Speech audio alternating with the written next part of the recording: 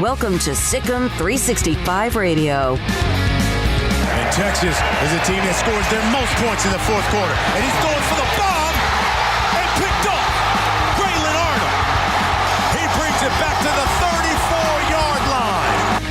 SicEm365 Radio is presented by IdealMRI.com. High-quality MRIs for $497 or less. IdealMRI.com. Your health is important, so is your budget. Playing at the goal line. Brewer keeps it again. Touchdown, Baylor. The 3 o'clock hour is sponsored by Waco Custom Marketplace. Meats, sweets, Texas treats, and a cut above the rest. 425 Lake Air Drive, Waco. Cowboys go jumbo. They're going to run it to Elliott. Elliott's going to get in. Touchdown, Dallas. Here's David Smoke, Paul Catalina, and Craig Smoke. All right, here we go with this Wednesday afternoon. Stick your head in the tank of gasoline and light it with a match. We have a full throttle show today. There'll be more discussion time in the 5 o'clock hour. In just a second, you're going to hear the first 7-8 minutes from Dave Aranda, Baylor football coach, with a media session we just had on Zoom. And then following that, North Carolina head football coach Mack Brown, and then former Baylor linebacker and now a man very much involved in the legal system in San Antonio, Dean Jackson. Andrew Billings at 4, Mack Rhoades at 4:20. John Machota today on the Cowboys, and a great article he wrote about CeeDee Lamb today at 5. Craig Smoke, Paul Catalina, and I'm David Smoke. Deontay Epps is here to help run the mothership. We just heard a little bit from Dave Aranda. Anything in particular about what he said? I asked the question, you'll hear in a minute, would you have taken this job had you known what you're about to face? And he didn't blink. No, he was very much adamant that he would have taken his first ever head coaching job, even if he had the knowledge that we were going to be in this predicament that we're in currently. And so that was good to hear. I mean, I thought it was an interesting question and not one that many people would have thought of asking. But, yeah, he was very matter-of-fact about the fact that, he would have still taken this job and that it's just something they're having to navigate through right now. Yeah, I thought that was a good question, an interesting question. I thought it was interesting that how he said that they've done 3 installs already. And I don't know how you do an install over Zoom, but it's pretty interesting that you've done 3 of them. Yeah, Waco Bear just is the first one today on the Willis Law Firm chat room. Good to hear from David. You need to somehow copyright Full Throttle. I'm sure that has been taken. Yeah, I would have no idea about copyrights. Maybe sticking your head in a tank of gasoline, light it with a match might be one. I don't know. Might be one. Maybe so, yeah. I have no idea on the trademarks there. But, we have a very loaded show coming up today, and trademarks or not, it should be a lot of fun. So Paul has recorded the Dave Aranda, the first 7-8 minutes. Deontay's here, helped me get all loaded up along with Paul with my second ever Zoom meeting. Yeah, and that was interesting. It was good to see Jerry Hill and John Werner and Stephen Hawkins and Nick Canizales. Yeah. A bunch of good dudes that cover. Rachel Caton was there, and of course Taylor Bryan ran what he was doing as far as weaving in and out of the questions as well. Those people were good to see. Now, all right, so Craig Smoke, Paul Catalina. This is what we'll do. We're about to play the first 3 or 4 questions asked of Dave Aranda, Baylor football coach, and following that, Mack Brown. And here's the first 4 questions to Dave Aranda. I guess first thing, how the meetings been going, the virtual meetings between the players and the coaches. Is everything going pretty smoothly? It has. The longer that we've been in this situation, working virtually like we have, the more it's been the health and wellness of our players, the more the talks have revolved around getting to know their situation and getting to know their concerns and their feelings. There's also been a fair amount of connecting with parents.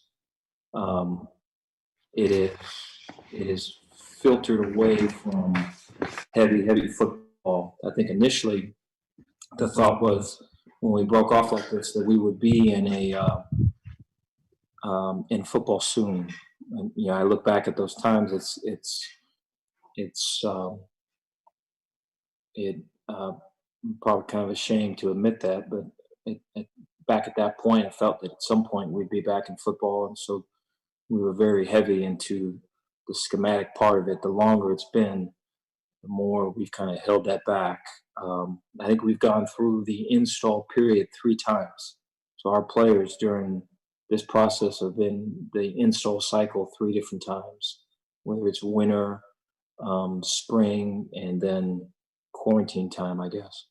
And so we're about to start the 4th cycle of it here coming up this next week.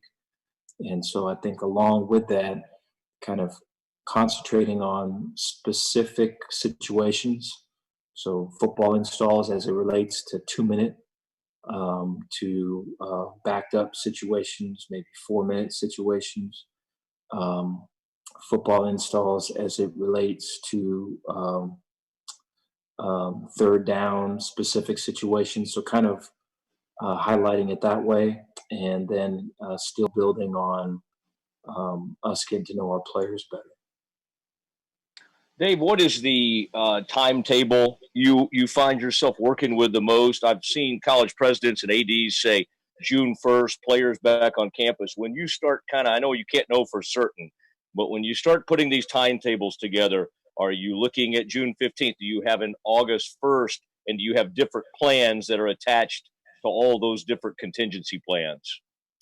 We do. I think, whether it's a June it's a June start, which I don't think is going to happen, or it's a July start, which I think is probably a little bit more fair.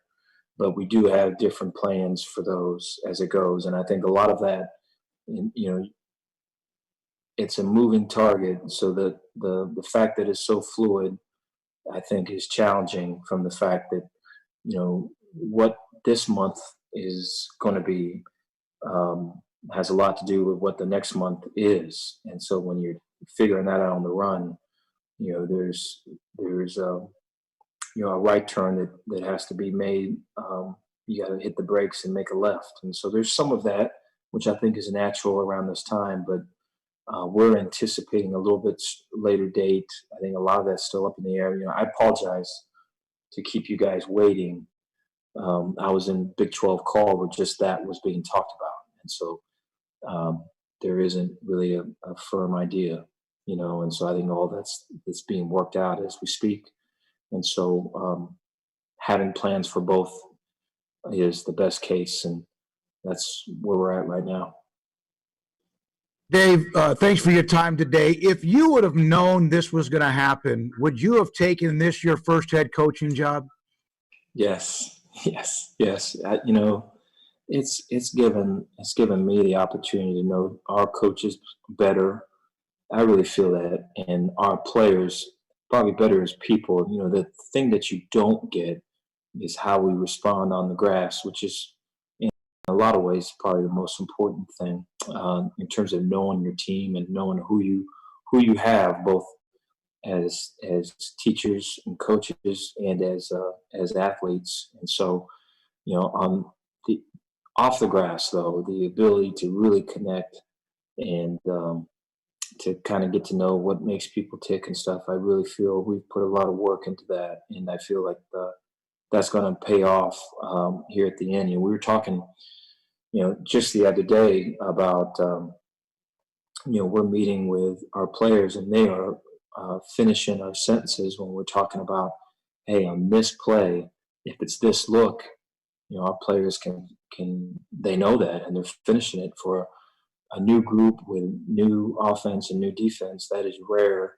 And so like the ability for them to take that to the field is everything. And so that's, that last final piece. But I think, that schematic knowledge that they have, I think we also have just the knowledge of each other and how people respond and what they value and how to address them and how to push them. I think those things are there as well. And so it's going to make for an interesting time when we get back, because we're going to know each other so well, I feel.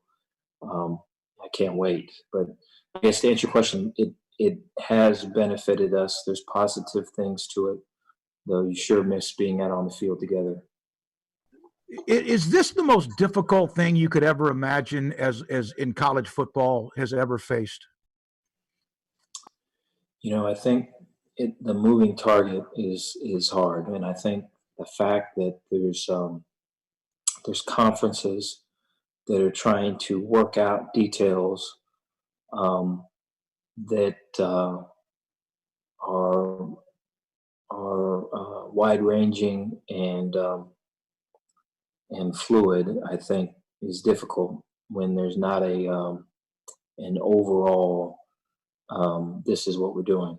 And so I feel like that part, just being in those discussions, I have so much respect for our commissioner and our Big 12 fellow head coaches. The talk there is so forthright and honest, and I feel it's for the best of college football. There's tendencies, I imagine, to be talking about, hey, this is the best for my particular team or my particular school, and I don't feel that in these talks. And as we're trying to kind of navigate kind of what's what, it's we're doing that on our own, kind of one eye to what this league is doing, or one eye to what that league is doing. So that part is difficult. I think the communication with our players and the communication with our coaches in terms of staying on the same page. As a new staff, I think there's some difficulty to it. I think when you step into that, though, there's a lot you can get out of it. And so I feel, we're going to be the better for it when all of it's said and done, when we are back together. So that's Dave Aranda with the media session today, the Zoom media session. A couple of you have responded on the Riverbend Liquor and Wine text line, 254-339-1122. And one of them, TJ, says it's amazing Aranda sounds so laid back, calm, cool, collected. It's going to be a bit different than Rule, who seemed like he was charged up all of the time, did a lot of the talking. I thought the same thing as well, and have thought that a couple of times listening to Aranda. His introductory press conference was really interesting because it was such a departure from what we had experienced with Matt Rule 3 years prior, and also because his voice was gone. His voice, I didn't know if that was his real voice or if that was post-national championship run voiced Dave Aranda. So it sounds like his voice has healed up a little bit, but he's still very soft-spoken and very quiet in comparison to a lot of other coaches that we hear from, and the one that we'll hear from here in just a few minutes. But that's his personality, that's his style, and that's just something that people are going to have to get used to when listening to Dave Aranda. He's just got his own sound versus others you've heard the last couple of years. And the fact that this is perhaps no doubt the most challenging, but how his players are now finishing questions with answers. And that's while you're doing this in a virtual or Zoom setting. But it has to be taken, as he mentioned a few times, to the grass, to practice. When we come back, Mack Brown in North Carolina, they're facing the same thing, but they're in year, 2 of his tenure at North Carolina. They made a nice run last year, made it to a bowl game.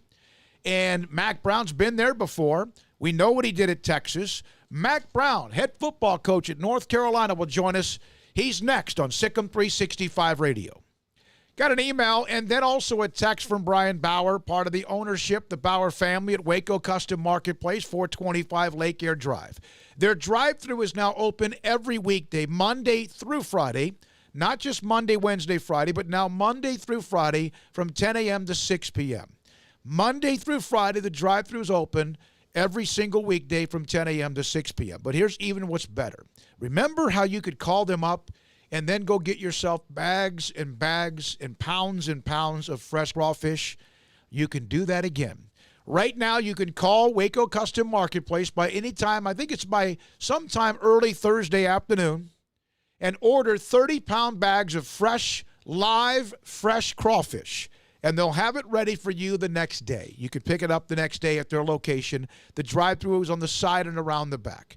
Waco Custom Marketplace right now, where you can still enjoy whatever they have available in the butcher shop: pork, poultry, seafood, beef. And the bakery, of course, is constantly doing what they do as well. It's Waco Custom Marketplace, and yes, right now it's back 30-pound bags of crawfish, live crawfish available. Order on Thursday early in the afternoon. Pick it up by Friday. Waco Custom Marketplace, 425 Lake Air Drive in Waco.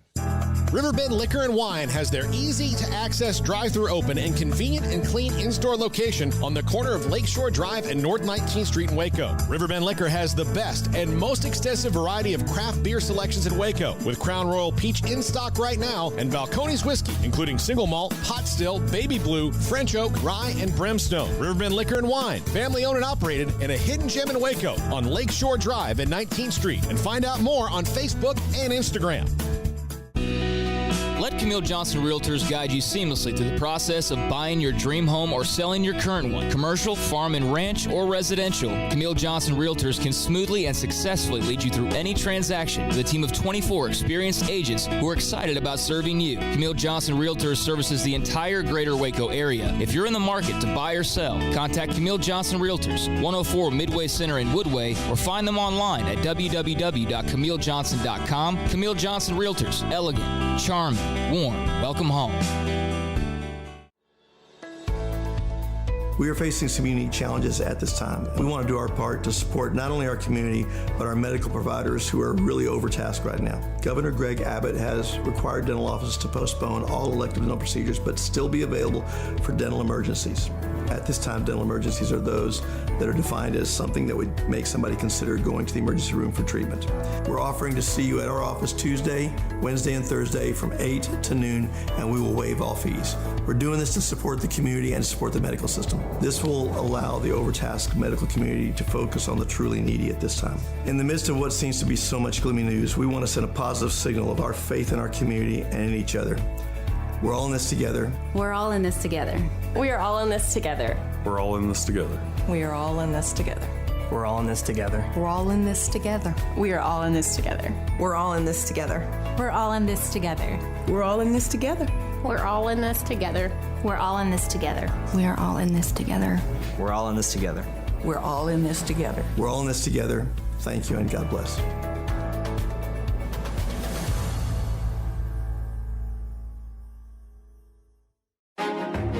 Texas board-certified personal injury trial lawyer and Baylor alum David Willis and Baylor alum Parker Willis are ready to help if you or a loved one has been wrongfully injured in an auto accident, SUV rollover, industrial accident, 18-wheeler crash, or were seriously injured by a defective product or recalled drug.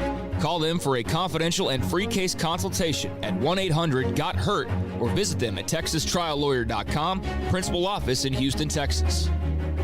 Hi, this is Josh Hayes, head football coach at Parkview Christian Academy, and you're listening to SicEm365 Radio with David Smoke, Paul Catalina, and Craig Smoke. This is SicEm365 Radio. Taking a shot to the end zone. Climbing the ladder, Bo Corrales for the touchdown. I was fortunate enough to get to know Mack Brown when he was first introduced at the University of Texas with a golf tournament that was in East Texas at the time, and he was there and, of course, meeting those who were Texas alums, boosters, etc., and, of course, East Texas was very good to him at Texas, and we know how well he does when it comes to football coaching, recruiting, and much more, and this is a pleasure. North Carolina head football coach Mack Brown joins us on SicEm365 Radio. Man, how you been, Coach? I'm doing great, David. How are you? Doing really well. We really are. Paul Catalina with me, Craig Smoke with me as well. Has college football ever experienced anything like right now? I don't think so, David. A lot of us went through 9/11, and it was shocking, especially for us in Austin because it affected President Bush, and we had the twin daughters at the University of Texas, so we weren't sure if bombings would come to Austin. And we had to find all of our players right quick and get their parents. We had Chris Sims' mom and dad working in New York. So I remember that, but it's lingered and it's changed far, but it's different. We got to go back and play 2 weeks later. We got to go back to at least a more normal, regular life. It changed travel, and especially air travel, to this day. But this one's been different because so many people have lost their lives. It's a deadly virus that we can't see. It happened so quickly. I'm sitting there on spring break getting ready to watch Texas and Texas A&M play in the Big 12 basketball tournament because I love Shaka. And they said, okay, they're pulling them off the courts. And all of a sudden, we don't have anything. We don't have sports. Everything's canceled. We're starting spring practice the next Tuesday. And in a 24-hour period, I went from having a staff meeting in the office to having a staff meeting in the office where we had to spread out 6 feet or more to going to Zoom. And we've been on Zoom ever since. So we got to be positive because that's what great leaders do. And we're all trying to take care of ourselves and our families. The first responders are unbelievable. The healthcare workers, this is National Nurses Day. It's amazing that they put their lives on the line, not their jobs, their lives every day, and we're told to stay away from it. So it's just a crazy time, and I think we're all going to have to adjust to a new normal. Our chancellor said the other day, David, what we're doing is we've got to reimagine new normal life because it's going to change. Is this a little bit easier to take in year 2 with a new? I mean, it's a new old school for you because you've been there before, but in a staff knowing each other and being able to roll in with the roster you have and having seen them than if this was your first year at North Carolina? Absolutely. It's for guys like Dave that just got to Baylor, you're learning your staff, you're learning your players' names. It'll hurt us because we didn't have any spring practice. We moved spring practice back 2 weeks from our norm so we'd get stronger, and then don't get spring practice or get stronger. So that's a great decision by me. But then you start looking at a team like us. We needed to evaluate a lot of kids on our team. We needed to see a lot of kids that we were thinking about offering in spring practice, high school kids, but we weren't sure yet. We need to get them in camps and see. But at the same time, 8 of our 10 coaches are back. The coaches have done an unbelievable job leading from home, from Zoom. And it's never been more important than to have a great staff that you trusted and are on the same page with now. So I'm really lucky. Most of our team's back. We lose 3 or 4 guys on defense that were really good players. But we had 13 early enrollees come in. We didn't get to see anything from them. So it'll affect us. It shouldn't affect us as much as first-year coaches. Mack, you have been known for a very long time as a great recruiter, and right now you guys are having a lot of success. You had tremendous amounts of success in recruiting at Texas, and you just brought up kind of not being able to evaluate prospects right now and all that. But just in terms of recruiting in general, where did that come from for you? How did you kind of learn the ropes, and when did you get the sense that you were going to be pretty good at getting into mom and dad's homes and talking to prospects and trying to get them on your campus? You know, I was raised by a grandfather who was a very successful high school coach. And he liked people. He was passionate about people. He was passionate about the game of football. So I was lucky enough to get that from him. And to me, evaluation's hard because you're taking now freshmen and sophomores and trying to project what they're going to look like at 21 years old. And none of us really know what that means. And we're forced to do it. It's changed to that point. But I love interacting with recruits. I love trying to figure out which ones fit our place, because if you can figure out who fits your place, they're smart enough, they're usually going to want to come. And one of the keys to recruit is you don't want to be second on a kid. You'd rather be fifth and lose him way early than be second and lose him late, because when you lose him late, you lose 2 other guys that you might have gotten in that position. So I think the fact that we're honest, we're direct, and we tell the prospect exactly what we can do for him, where he fits in our program and how we're going to use him, and then we tell him what he can do for us. And that's just that's the way we do it. And we try to get kids that we like. I talked to Bo Schembechler a long time ago, guys, and he just got through coaching. He was working with ABC, and he came to do a game in North Carolina, and we went to dinner. And I said, Coach, I can't figure out who to take at the end. How do you? Which ones do you take? man, I can't figure it out. It just confuses me. And he said, that's easy.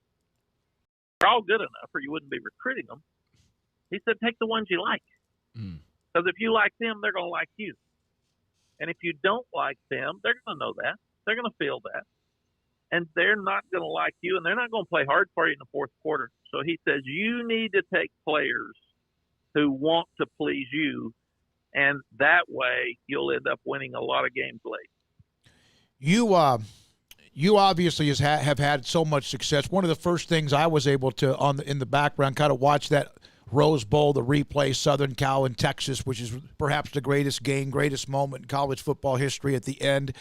But when you were out of the game, you still were in the game because you were an analyst, a studio, and also a part of college football. Was there any part of you at all that doubted that you could go back and win again?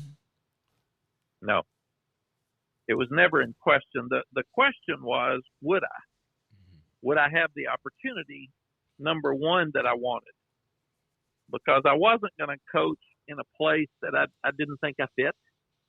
And some people asked me to do that, and I knew more about me than they did. So I either didn't want to live there, I didn't want to go there, or I didn't think I fit there, or I didn't think I could win there. And with who I was. So I didn't know that it would happen. And then Sally and I sat down, my wife, and we picked out a couple of places that we would consider if they called us. Some of them called and didn't like us. Some of them we didn't like after we talked to them. But we came back for the Hall of Fame. We went back to Texas and had a wonderful turnout. Chris Delconte threw a heck of a party for us with all of our ex-players and coaches, and it was a real fun night. Came back to Appalachian State, came back to Tulane. Well, when we came back to North Carolina, we had a huge crowd of ex-players. And that was 2 August ago. And we had a blast. And all the players talking about the time that we had here. Well, we love Larry Fedora. And Larry's now, he's a great coach and a better person. The people in Waco are so lucky to have he and Christy and their kids. And Larry had a long-term contract. We didn't want Larry to leave. But Sally said, you love this place. You love these kids. If Larry ever leaves and they ask you, you ought to come back and coach here. Well, Larry leaves. Then they call, and I was actually on the set of Who's In. I think I just picked Oklahoma to be one of the 4 teams in and made everybody in the state of Texas mad. And somebody said, well, you've done that before, so that's no big deal. They can be mad at you. But Bubba Cunningham said, we want you to be the coach at North Carolina. And I said, Sally was in Austin. I was in New York or Bristol. And I said, Bubba, I'm not going to interview for a job. I'm past that. He said, no, we want you to be the coach. And he said, we want you to come now.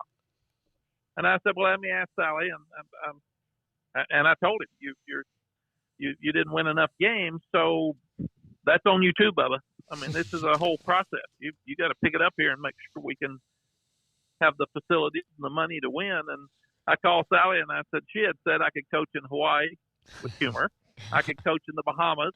I said, they don't even have football. And she said, well, we'll start a team, the Bahama Iguanas. Or she said, you can coach in Chapel Hill. So I said, sweetie, they just called from Chapel Hill and offered us the job. And you said Hawaii. You said Bahamas. You said Chapel Hill. What do you think? And to her credit, she said, let's do this thing. Wow. I got home at 10 o'clock that night, and we were on a plane the next day at 3 headed to Chapel Hill. And she said at the Hall of Fame dinner, she saw the gleam in my eye being back around those kids. And she said, you love TV, you love football, but your passion is the kids. And that's why this is what you need to do. This is what you do best. So go back and do it. And we just had a real wonderful year and a half, but that's even made this harder because we came back to be around the kids and now we can't. Yeah, exactly. Mack Brown, North Carolina head football coach with us on SicEm365 Radio. Mack, what is the line that you have to make sure that you don't, adapt too much? But you've been doing this successfully for a long time, but the game continues to change, so you need to adapt with it. What's the line from adapting too much just to be ahead of the curve for sake of being ahead of the curve and still having that core of what makes you the coach that you are? Well, winning hadn't changed. Maybe how you get there has, but you still need to have very few penalties. You can't turn the ball over, and you got to force turnovers. You got to make third down, fourth down, short situations. You got to stop those situations. You got to score in the red zone. You got to keep them from scoring. The kicking game, field position is important. So all of those things that Coach Nalen wrote down many, many years ago are still there. It's just the way that we have to get to it. So what I did is I hired a guy that I thought was running an offense very much like Lincoln Riley at Oklahoma, because he had some Cliff Kingsbury stuff in there, some Mike Leach stuff in there, but he had the power running game. And I had coached against Mike and Cliff and Lincoln for so many years. I always said, if you can take that quote air raid offense and run the ball, nobody stops you because you're using the entire field. So I went out of the box a little bit. I got a guy who'd been in Sam Houston and some smaller programs. He came in from Ole Miss. Same thing on defense. We weren't very good on defense. We didn't have a lot of great players. So I thought, let's take the guy from Army who just nearly beat Oklahoma, and his players weren't as good. And then he wouldn't be griping about our players. Well, Larry left us some really good players after we got there. So it was a combination of the players were better than we thought. Larry I think he had 15 or 18 injuries the year before, so we were lucky. We were healthier. But these guys are innovative. In fact, Jay Bateman, our defensive coordinator, is really close friends with Coach Aranda, and they talk all the time because they're doing a lot of similar things that he did down at LSU. So we're trying to be more innovative. We're trying to beat some people right now that have better players and more experience than we do. And to do that, you got to get out of the box a little bit. You just can't be you. And that's a fun thing for me. It's a fun thing for me to keep evolving in football. And it was one of the things that I really enjoyed in my 5 years in TV. I got to see everybody practice. I got to see so many games. I sit there and watch 24 games on Saturday. I could actually give an opinion and nobody cared. So it wasn't like being the head coach at Texas, where quite a few people cared when you said something. So it was fun, and I think it put me in a position to be rested, to have my energy back, to see 5 years of ideas and things, different ways to do things, and see all the coaches out there. So it really helped me prepare for this. Mack, your final regular season game at Texas was the Floyd Casey finale, the Big 12 title game. You fell to Baylor in that game. And the people of Waco still talk about that being the coldest day that they've ever experienced. I was just curious. I know you were locked in on the game, but do you have any memories whatsoever of that game, Baylor and Texas, back in 2013? It was. I think it was a 3-point game or tied at halftime, and the winner of the game wins the conference championship. And we came out and they played a great second half, and we turned the ball over too much. So I do remember that, but I do remember it being really, really cold.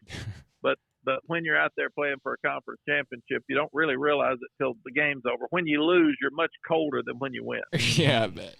Now, Mack, I know you got to go, and you've given us plenty of time. We appreciate that. You mentioned what you told Sally, and I know how much she's been involved in everything you've done from the beginning. Was going back to a place you knew already, is that was the lure there, because you at least knew where everything was, even though things maybe had changed while you were gone? David, it's a great question, and I think it's the fact that we loved living in Austin, and we had friends. We loved living in Chapel Hill. We didn't leave Chapel Hill. We went to Austin. And it was just at a time where they just changed ADs here, and Coach Royal was asking me to come. So we didn't want to leave Chapel Hill. It was probably the only place we would have left Chapel Hill for. And in coming back and looking at it after a year and a half, this is probably the only place we would have coached again. Mm-hmm. We didn't know that. And Coach Vermeil told me never to tell anybody you're not going to coach again, because you don't know that. You don't know what you'll do if you're asking. You don't know who's going to ask. So what we found in being back, because this is where our kids were raised and we had a lot of friends, It's where we met.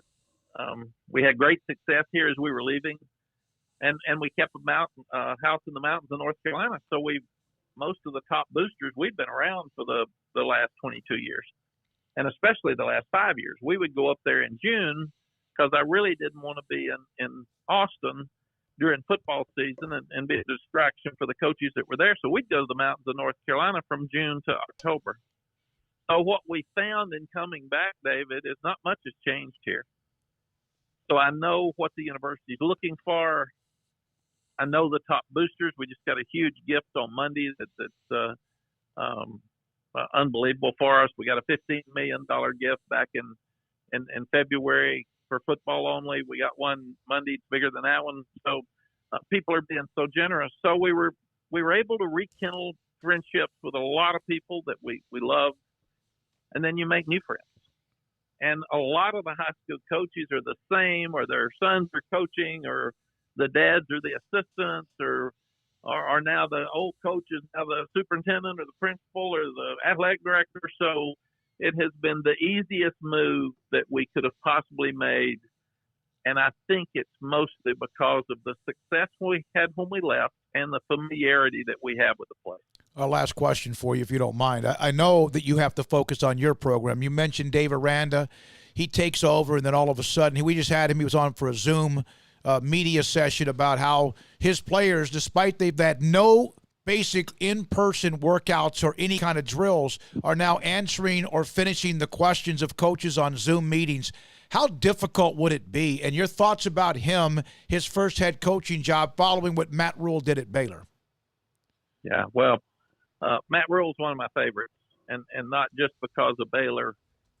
In fact, I'm a little surprised when you said SicEm Bears show or something. I never thought I'd be on that show. So that's a little bit different for all my Baylor friends. But what Matt did at Temple was absolutely amazing, and I did his games, a number of them, when I was with ESPN. And then when he was hired, I thought, boy, that's out of the box. That's a strange hire. And then he didn't do well early, but he was so smart. He hired high school coaches from Texas. He got familiar with the place, and he became the place. And that's what you've got to do. I don't know Dave near as well, but I've always admired what he does. He would have been a guy that if I could have afforded him, I'd have hired him. Everybody else would have, because he's one of those guys right now that's doing better things defensively than anybody else in the country. And he's got a great personality, and he's a good guy. And Matt ran a clean program, and Matt's going to have really good kids that are busting their tail in that program. So it's going to work. And Matt would have brought in smart kids. So that's what we're finding is in some weird ways. You can't get as many things done on Zoom as you could on the field. I mean, that's obvious. But the people that are being the most creative and the people that are having their kids learn the most through these creative ways are going to separate from some others when they get back. Mm-hmm.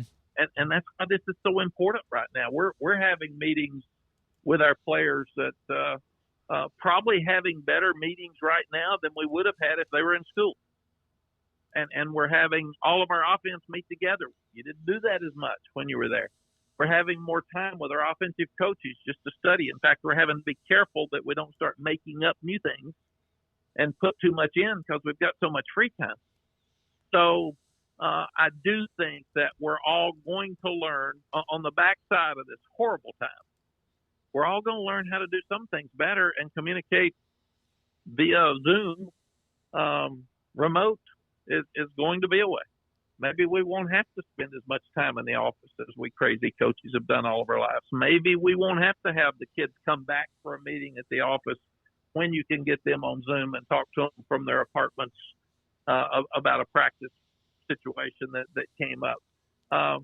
So I think in a weird way, Dave's really right that the kids are having to they're incredible with what they're doing right now. Because they're taking this awful situation and they're trying to turn it into a positive. We had a kid the other day that was running sprints in the hallway of his apartment complex because there was a storm outside. We've got kids that can't get to a weight room and they're putting sand in a backpack, or they're putting books in a backpack to run and do their sit-ups and stuff. So the kids have been absolutely amazing. Mack, thank you very much. We launched this new show on April the 6th. We're in our 5th week, episode 18. No, I'm sorry. What is it, Craig? It's 23. 23. And thank you for being a part of the show. Wish you the best of luck and always appreciate your friendship. Well, thank you, David. It's been a friendship for a long time. I've always admired and appreciate you. And I guess it may be good that everybody's forced to go home and listen to you. So that's the way to the new show. Yeah, exactly. You have them captured, my man. They can't get out. It's their worst nightmare. Yeah. It's absolutely. I know that was a compliment, and I appreciate it. Thank you. It was. Good luck, man. Thank you guys for having me on, and may everybody stay safe and healthy. You too. That's North Carolina head football coach Mack Brown. There were a couple of times when he was at Texas, and I got to know him, and he would come on the show in Tyler, and there's no question he knew where a lot of the talent was. But there were a couple of times I left him a voicemail and said, you just went into Lincoln and did what you did and just broke my heart. And he would always respond to me. It's just always cool. I told this story yesterday. I was driving, I don't even know where yesterday, and just called him out of the blue, said, hey, we're doing something new. Would love to have you on. Just let me know if I need to call the sports information. And Jeremy Sharp, who was at Texas, is the SID. And it wasn't just 2 hours later when Jeremy Sharp sends me a text, what time do you want him tomorrow? We appreciate Mack Brown, head football coach at North Carolina. I had to ask him about the 2013 game, knowing it's probably not a great memory, because that was sort of his, you win and you may keep your job. Because how are you going to fire somebody who wins a Big 12 title? Mm-hmm. And that game was awfully close for far too long, I think, for the comfort of a lot of Baylor fans. The second half, it exploded, but that first half was very nerve-wracking. But I had to ask him about that, and, he's a class act. He really is. I'm not the biggest Texas fan in the world, but I have nothing bad to say about Mack Brown. But, and he's a fellow Florida State Seminole, by the way. I'd like to just note that every time we have him on. But you could tell, though, some of the things he said about Austin, that he's kind of – that maybe he's over being out of there, because it's a pressure cooker. Yeah. And he's one of only 2 guys to do that job at an elite level. They've had good coaches. They've only had 2 great coaches. And part of that is because that's a really, really hard place to be successful, because of the slightest little thing can set the fans off for no reason. Even winning is not enough in certain cases. So 3:43, when we come back, he played linebacker at Baylor. He's now one of the best when it comes to legal as an attorney in San Antonio. Former Groveton Indian, Baylor Bear, Dean Jackson, next on SicEm365 Radio. Are you in the market for a new home, or are you trying to sell the one you got? Are you looking to upsize, downsize, whatever? You'll need a realtor in your corner that can guide you through everything you'll encounter. You need somebody who's going to listen to you. You need somebody who's going to hear what you really have to say, who's going to also be fun to deal with as you're going through and looking at houses. Well, that's my friend Lance Donaldson and the Donaldson family team, brokered by eXp Realty. Let them be your go-to source as you search for that perfect home. Give Lance a call. 254-214-3713 or online at lancedonaldson.exprealty.com. Lance is a fantastic guy. One of the best listeners you're ever going to meet. He's going to hear everything you have to say. He's going to take that in, and he's going to look around and find you places that fit your needs. He's not going to take you someplace that you don't want to see just because it's got a high price tag. That's not him. He's not just trying to do that. He's trying to find you that perfect home. Again, give Lance a call, 254-214-3713, or online, lancedonaldson.exprealty.com. Live crawfish is back. The 30-pound bags of live crawfish, as delicious as you can imagine, back at Waco Custom Marketplace at 425 Lake Air Drive in Waco. $3 a pound, 30-pound live crawfish bags are available. You order by Thursday at noon. You can pick up your customized order anytime on Friday afternoon until 6 p.m. And The drive-thru now open at Waco Custom Marketplace Monday through Friday from 10 a.m. to 6 p.m. You can still order what you want from their butcher shop, including beef and poultry, seafood, and also pork. And, of course, their bakery. You can order from their bakery. You can go online, WacoCustomMarketplace.com, or go by the drive-thru. Waco Custom Marketplace, live crawfish available Monday through Friday, 10 a.m. to 6. Our communities are facing unprecedented times. At Boozer's Jewelers, we care about you and your family. If you're like me, your home has unwanted or unused jewelry lying around. They can have value, and that means we can turn that jewelry into instant cash. This is a great way to get the most value from your unwanted jewelry. At Boozer's Jewelers, we buy all kinds of unused jewelry. So give us a call and let us give you peace of mind and cash for your unwanted or unused jewelry. SicEm365 Radio is presented by IdealMRI.com. Ideal MRI is a small family business right here in Central Texas. We're open to support our community through this crisis. When you need an MRI, ask your doctor for an Ideal MRI. Visit us at IdealMRI.com or call us at 833-IDEAL-MRI.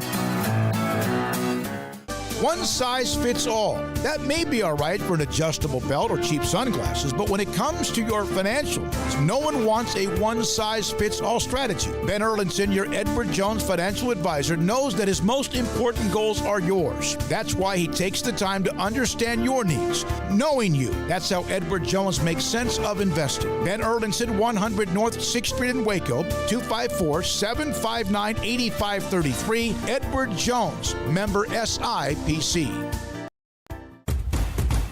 Hey, this is Bryce Petty, former starting quarterback and two-time Big 12 champion, and I know firsthand the importance of being in top shape both on and off the field. So listen up, men. If you're feeling beat down day in and day out and looking for that high-performance edge that separates the men from the boys, then look no further than the Petty Clinic Low T in Waco. Petty Clinic is a comprehensive men's healthcare clinic with an atmosphere catering to men. Board-certified Dr. Kent Petty has a special interest in offering the highest quality medical care to men of all ages. Some of the services offered include screening and treatment for low testosterone or thyroid, infertility, high blood pressure, diabetes, high cholesterol, sleep apnea, while offering comprehensive wellness exams and complete men's health lab panels. High performance men, remember, it's not just a Petty thing. This is Bryce Petty, encouraging you to reach out and Google search Petty Clinic Low T or go to pettycliniclowt.com and get your complimentary lab screening today. This is SicEm365 Radio. This segment on Baylor Athletics on SicEm365 Radio is brought to you by Richard Carr Buick GMC Cadillac, located at the Imperial Drive exit off Loop 340 in Waco. Proud supporters of all Baylor Athletics. He's a former Groveton Indian, Baylor Bear linebacker, and now somebody very much in a tremendous position in San Antonio when it comes to an attorney and what he does every single day. Dean Jackson joins us. Paul Catalina, Craig, and David Smoke on SicEm365 Radio. How you been, Dean? Oh, my gosh. That's way too much, but doing great. How are you guys? Doing really well. How has this affected your career right now? How has what we are in affected what you can do or not?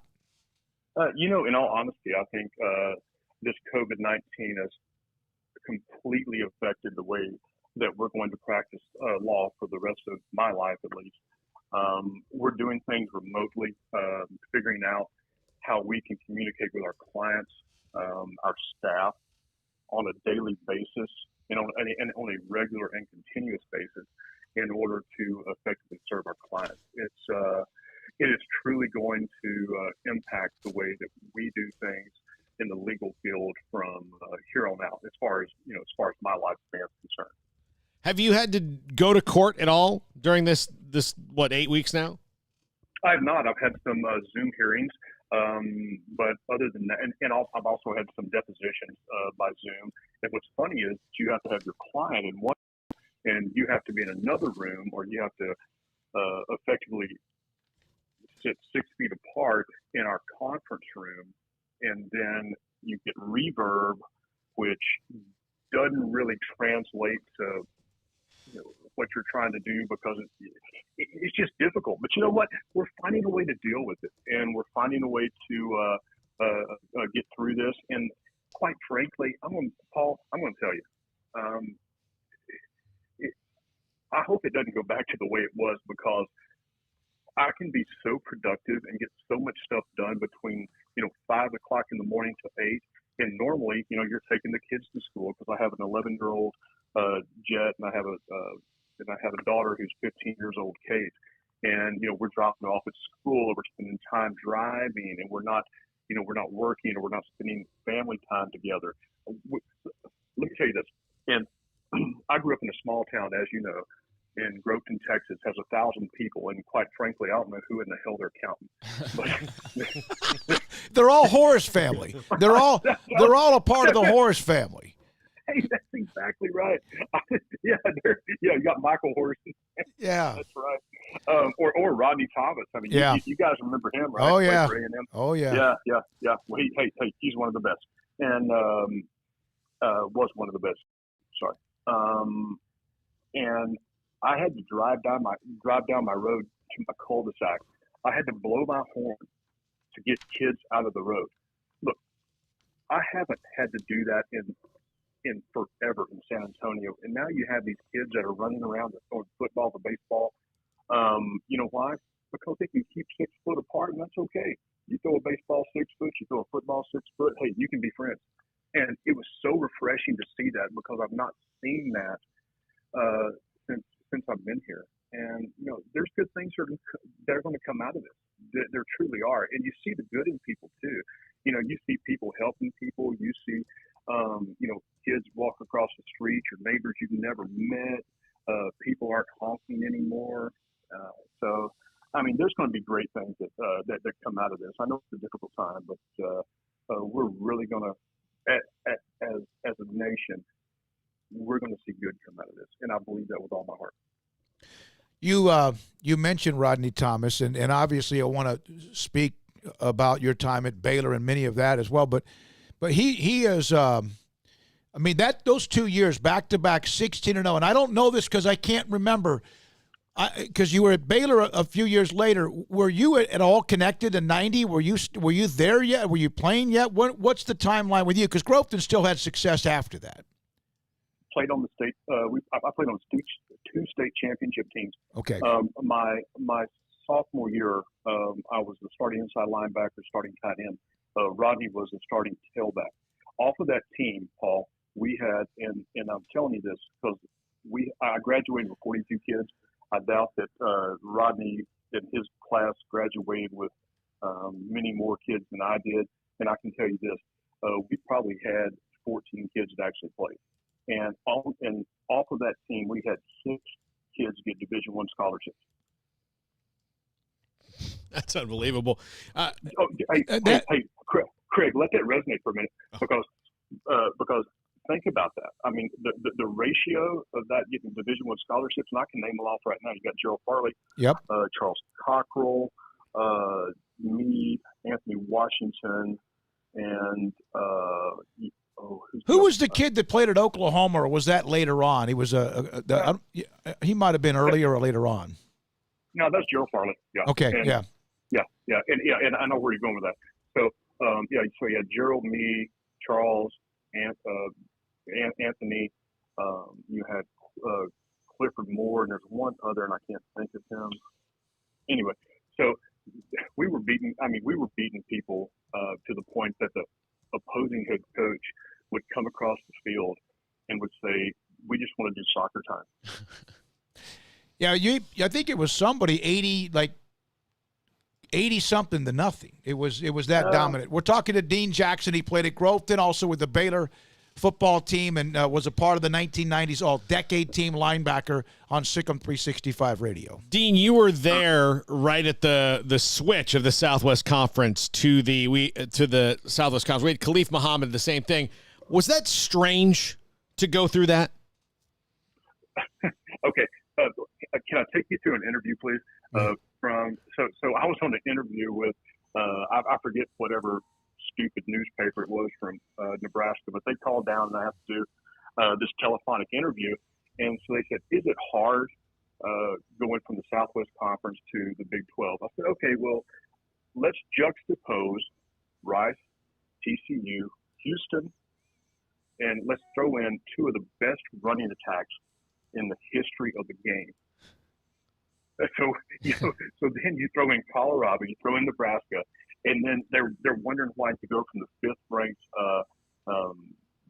best defense in the nation to, I don't know, 86. Yeah, it was a big transition. It was, and I mean, you just it's just such a time. People are still upset in a lot of ways that the conference never stayed together, the Southwest Conference, but they almost imploded and killed each other. You know, it just got to the point where that happened. You were injured in your career and could not play again. You won, I think it was the Bobby Jones Award for what you did, your courage and what you meant to the football program. What did that mean to you? Man, at the time, it was because, of course, you go through, you can't play again, and you're not going to be able to be the same person or identify yourself as a football player, so you have to re-identify yourself. And it's pretty difficult to, especially as a young kid, do that. But let me tell you a story. So I didn't know I was going to win that. Everybody else did. So I'm in the press box, and I get my name called, and everybody starts clapping. Well, all the people that were in the press box, because I was doing kind of this, and I'm doing air quotes right now, GA thing, and I have to walk down and Floyd through all these people and truly embarrassed. And I thought, man, this is such a piss poor thought out deal. This is just so. And because I've got, I'm embarrassed, and nobody told me about it. So I walk down, I get the award, but then when I walk back up, everybody's shaking my hand, it was truly emotional for me, and it still is to this day, as you can tell. Yeah. There was, people that were standing up, shaking my hand, thanking me. So, it was a day I'll never forget. One more thing, Dean.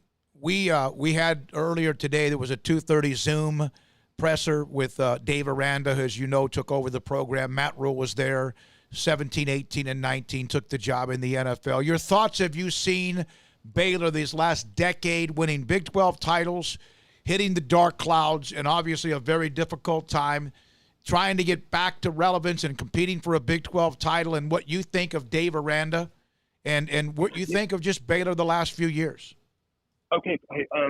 So haven't met Coach Aranda. I'm excited to have him. And, for Rule to leave, he did good things for the school, but I'm not surprised. And this is what I told my wife, is that, having Rule as a head coach is like taking you out to dinner and you hitting on all the cute guys. It's that, it is. It's like every year after you have a good season, he's flirting with the next best team, or you hear something about him leaving. And I'm I'm tired of it, or I was tired of it. And for him to be gone, hey, I wish him the best of luck for good riddance. And, when Aranda comes in, so he was successful at LSU. And a dear friend of mine, Stephen Higgs, his dad was a retired lieutenant colonel. And I went to his house, and he looked at me and he said, Dean, you're successful, but do you want to be significant? And that resonated with me so much. And we can all be successful, but we have to be significant. Aranda was successful at LSU. He could have continued to be successful at LSU, because in all probability they're going to be number 1, number 2, number 3 team next year. But he comes to Baylor and he wants to be significant. And that's what we need. We need people that want to come to Baylor, that want to be significant, that want to stay here, that want to build something, or not build something, but at least be a part of something that's going to be significant. And I truly hope and pray with all my heart that he's that guy. And I can tell you, and I believe that, because he hired Larry Fedora, who was a wide receivers coach when I was there, which is one of the best coaches I've ever been around in all my life. And I hope Coach Fedora hears this, because I mean that. And also, he hired Joe Wickline, and Joe Wickline coached my brother. And my brother said that he was one of the best, or he is my brother played at Kansas City, and also he got allocated to the Frankfurt Galaxy when he blew his knee out. Anyway, he said Joe Wickline was one of the best coaches that he's ever been around. So, guys, I'm telling you, hey, I'm excited for the upcoming season, and man, I sure hope it comes. What do you guys think? You tell me what's going to happen. Well, we don't know because we don't have anything to see. Now, Coach Aranda today in the Zoom media session said that his players are now ending sentences that the coaches start, but they've not had any hands-on at all. And so it seemed like they're clicking. And so there's really, it's an unknown, and they may never even have many workouts until possibly, who knows, August or September. But the cupboard's not bare. They have a lot of youngins that, Craig, you study that depth chart better than anybody. They've got the quarterback back, and the offensive line should be better. So, but, Bo, they lost some talent to the NFL. They did. Well, are we going to be able to get back in the stands or not? That's the big question right now that we have no idea about. You got a lot of different opinions. Dean, we will find that out. The great news is we had you on today, and hopefully college football at some point gets back to whatever the new normal might be, and we appreciate your time. Hey, thanks, guys. That's Dean Jackson, San Antonio. From Groveton High School, played at Baylor, a decade team in the 90s, and with us on SicEm365 Radio. Up next, part of the Cleveland Browns, Waco High, Baylor's Andrew Billings on SicEm365 Radio. Richard Carr Buick GMC Cadillac has just finished celebrating 21 years of serving Waco and Central Texas. Well, I guess they haven't finished celebrating, because Richard Carr employees are the people you can count on to get you in a car or truck safely and on your terms. They are celebrating by disinfecting the showroom daily. They are closely monitoring employee health. They are washing hands and disinfecting with great frequency, and the Richard Carr sales staff will bring a car to you for a test drive, and they can complete financing online. They've got the 2020 GMC line of Sierras, Acadias, Terrains, and Canyons, all 0% for 84 months for qualified buyers, plus Richard Carr anniversary savings. They also have the all-new 2020 Buick Encores, Enclaves as well in stock, 0% 84 months for qualified buyers, plus Richard Carr anniversary savings. Local family dealer and proud Baylor Bear alumni, and they want the chance to earn your business. Get great prices plus free oil changes with a new purchase and in-town priority warranty service. All comes with your purchase at Richard Carr Buick GMC Cadillac. Y'all listen up. Let me tell you something about group meals from Rhoades Barbecue. It's got all you need for all the folks you gotta feed, smoked meat, sides, and more. There's everything down to the tablecloth, just like the one that you see at the store. At a bridal shower, it's better than flowers. And a long distance meeting, it'll pass the hours. It'll feed all the cousins at a family function. It's better than potluck at a church luncheon. Next time you need to feed 10 or more, call and order a Rhoades group meal. Next in line. At Ideal MRI, we feel blessed to be a part of the Waco community. We're a small family business here in Central Texas. At times like these, the cost of health care has never been more important. And unfortunately, significant illness and injuries still occur. That's why Ideal MRI is open and here to serve you through this difficult time. If you need an MRI, ask your doctor about Ideal MRI. You can schedule online in minutes at idealmri.com or call 833-IDEAL-MRI. And please, remember to follow CDC guidelines and practice social distancing. Stay home, except for the essentials, and be safe. Together, we'll get through this.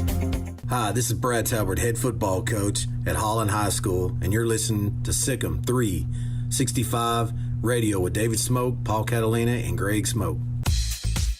Southwest Sports Medicine and Orthopedics, the team physician of Baylor Athletics. Our doctors specialize in the diagnosis and treatment of any and all sports-related injuries. Celebrating over a decade of service in Central Texas, our doctors are equipped to handle a wide range of issues, whether it's your foot or ankle, orthopedic spine care, your hand or wrist, knee and shoulder pain, or if you're in need of our arthritis or total joint clinic. Trust the doctors that Baylor trusts. Southwest Sports Medicine and Orthopedics. Our goal is to get you back in the game.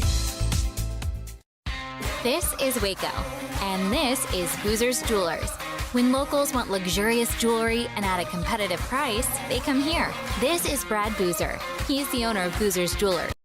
Boozers is the premier wedding ring store. They specialize in loose diamonds and wedding rings. At Boozers, they have 7 jewelry counters dedicated to wedding rings and diamonds only. They also specialize in heirloom jewelry, custom jewelry, watches, and much, much more.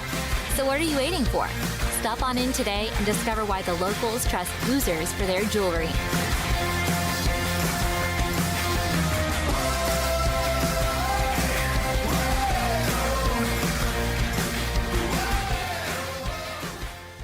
Waco, Texas, a place with its own unique history and a future bright with promise, full of remarkable growth and opportunity. And what makes it all work is its people, families, raising children, growing businesses.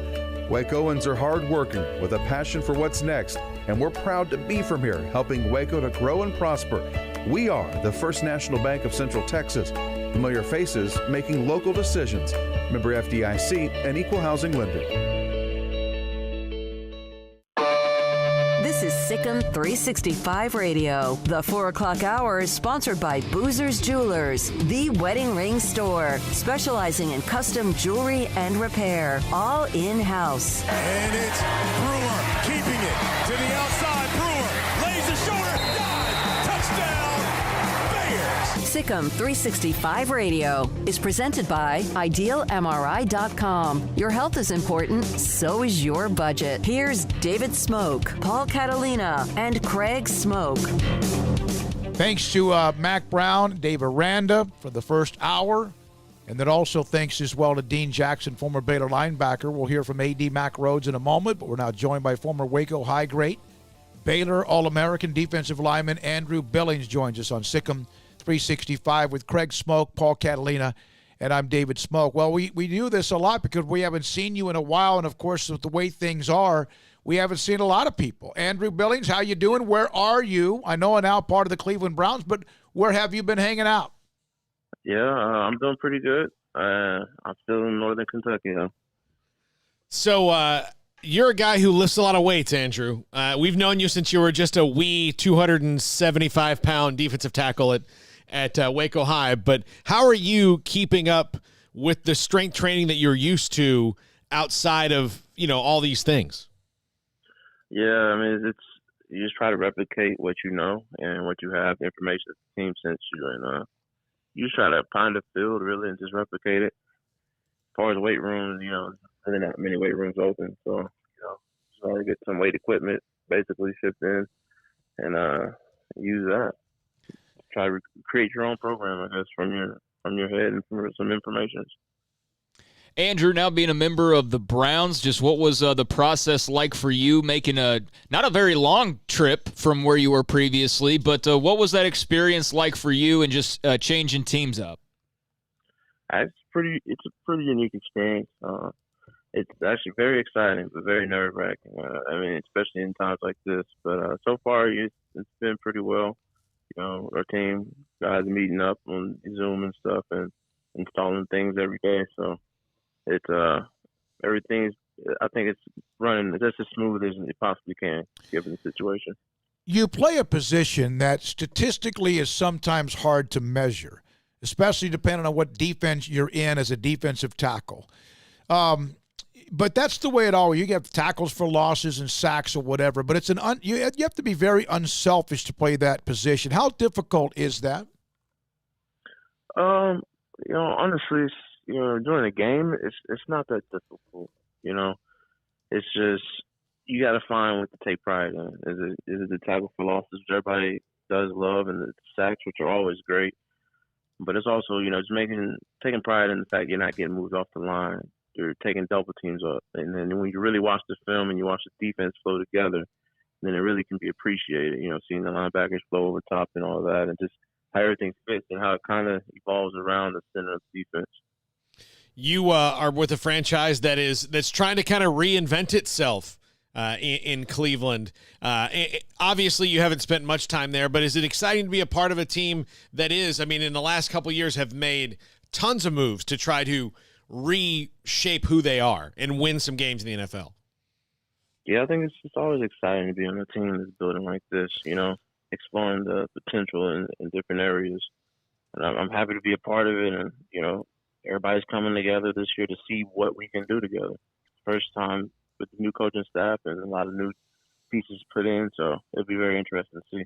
Andrew, what kind of familiarity do you have with your new teammates? I mean, I know there's some Big 12 tie-ins, obviously Baker and others, but just curious if you hadn't already pre-existing relationships with any of your new teammates. Other than Larry Ogunjobi, I've trained with him, and that's about it. What are your thoughts about what you saw from Baylor's defense, the way they played the last season, as stingy as they were in that defensive front with Lynch and Bravion and obviously James Lockhart and company? You know, with that defense that I saw last year, it was very interesting. I saw a lot of things that, you know, I could recognize better with being in the NFL, you know, that I didn't really have much time in college to recognize. But you know, that was a very interesting defense. And I know they lost some guys and stuff, but, I mean, I don't know what they're putting in place now, but hopefully it'll be something the same way. You were a part of the SicEm365.com all-decade team at defensive tackle. You guys had some kind of crazy teams. Who was the best defensive player that you played with while you were at Baylor? For me, best defensive player I played with. I mean, I got to give it to Oakman. I mean, me playing with him, just setting that edge made everything easier. So as far as flowing with him and playing, I think Sean Oakman would probably be the best one. You think Andrew Oakman was a little bit underrated? Some people will say he's overrated just because of the memes, but do you think he was underrated actually as a player, and because of the memes, people, I guess, did underrate him because thought he was maybe more look than substance? Yeah, I think he was a little underrated, especially for the game and the type of game we played, especially in the Big 12 itself, you know. There's a lot of pass rushing and stuff, but it's also a lot of run stopping, and Oak was really good at that. Really good, setting that edge, and it really comes to truth when it comes to winning games. You really got to stop that run, and I think he was very underrated in that aspect. Andrew, Smokey and I, before this, we saw your mom all the time at spin class and whatnot, and she tells me that you really enjoy living in Ohio. What is it about up there that you like? I mean, honestly, I enjoy it because it's living, you know. Mm-hmm. I've been here for 4 years, and I kind of like the snow. You know, I met my fiance out here. It's really just been a good 4 years for me. Yeah, but do you still want your mom coming up there to cook some of that food? Oh yeah. Gotta have my mom come cook some food now. What? Location's great, but cuisine is almost the top of it all. If you said, I need 5 meals, not like this is your last meal, but if you wanted her to cook your 5 favorite Mama Billings casseroles or meals, what would they be? Well, I gotta have some biscuits, some pork chops, cornbread, a Mexican lasagna, and maybe a cake. Chocolate, vanilla, chocolate, yeah. Yellow There you go. Cake, yeah, yellow cake and right there with you, Andrew. Right there with you. Mexican lasagna. Sounds great. Well, I don't know what is that? I know a recipe I'm going to ask Sylvia about. Yeah, I know. Yeah. Hey, thanks for your time. We hope you're doing well. Sounds like you are. Stay safe, and hopefully at some point the things start to slowly but surely get back to, something. And we wish you the best of luck with Cleveland. Our organization, as mentioned earlier, is on the way up. They kind of slid back again last year, but it looks like they've got some talent, no question about it. And good luck with that. I appreciate it. Thank you, Andrew, Billy, and still, I know he's got to. Is he still there? Yeah, he's still here. Andrew, we just lost. Oh, okay. I was going to ask him about the Phil Bennett, and that's always one of the great moments ever when we were on the radio station. Is his commitment to us when we did not know, and if we thought we knew, we thought it was TCU. Well, I think and about it's still a great story. The look on his face. Because we did it in the first hour, right? It was about like 3:30 or so, right? I think we did it at 4. At 4. But he got there at about 3:30. They got there a little early. And he walked in to kind of see where he was going to go. And then the look on his face was not – he wasn't grinning ear to ear until right after he said he was going to Baylor. No, he was Once he said he was struggling. He was kind of in it. And that's what I remember, the look on his face is, I remember thinking, does he, oh man, this is tense. This is well, tense. He didn't know. Yeah, he didn't know. I don't think, and Ahmad Dixon's phone call, then obviously Bennett, they talked, and he committed to Baylor, which was a huge deal, and it blew up the football offices because they didn't think he was committing there either. They were all kind of planning on, okay, who do we go after next? It was, I think, even the eve of National Signing Day. When we come back, he's the director of athletics at Baylor. Mack Rhoades joins us most every week on Tuesdays at 4:20. There was a Board of Regents meeting. Of course, we heard earlier from Dave Aranda, the Big 12 had meetings. And so we'll discuss that with Mack Rhoades next on SicEm365 Radio. If you have not tried the Riverbend Liquor and Wine drive-thru, you need to do that. You just drive up there, Lakeshore Drive, North 19th Street in Waco, and you say, I'll have, and I'll just tell you what I got. I got a bottle of Grey Goose, and I got a bottle of Balcones Rumble. That's what I got, and they go and grab it for you, hand it to you, take your money, and you go. It's convenient. It's fantastic. It's great. They've got the best and most extensive variety of craft beer selections in Waco. You can pop on into that refrigerator. It's fantastic. Great whiskeys in stock, like I mentioned, Balcones, the single malt, Pot Still, Baby Blue, French Oak, Rye and Brim. Riverbend Liquor and Wine, family-owned and operated in a hidden gem in Waco on Lakeshore Drive and North 19th Street. Find out more on Facebook and Instagram.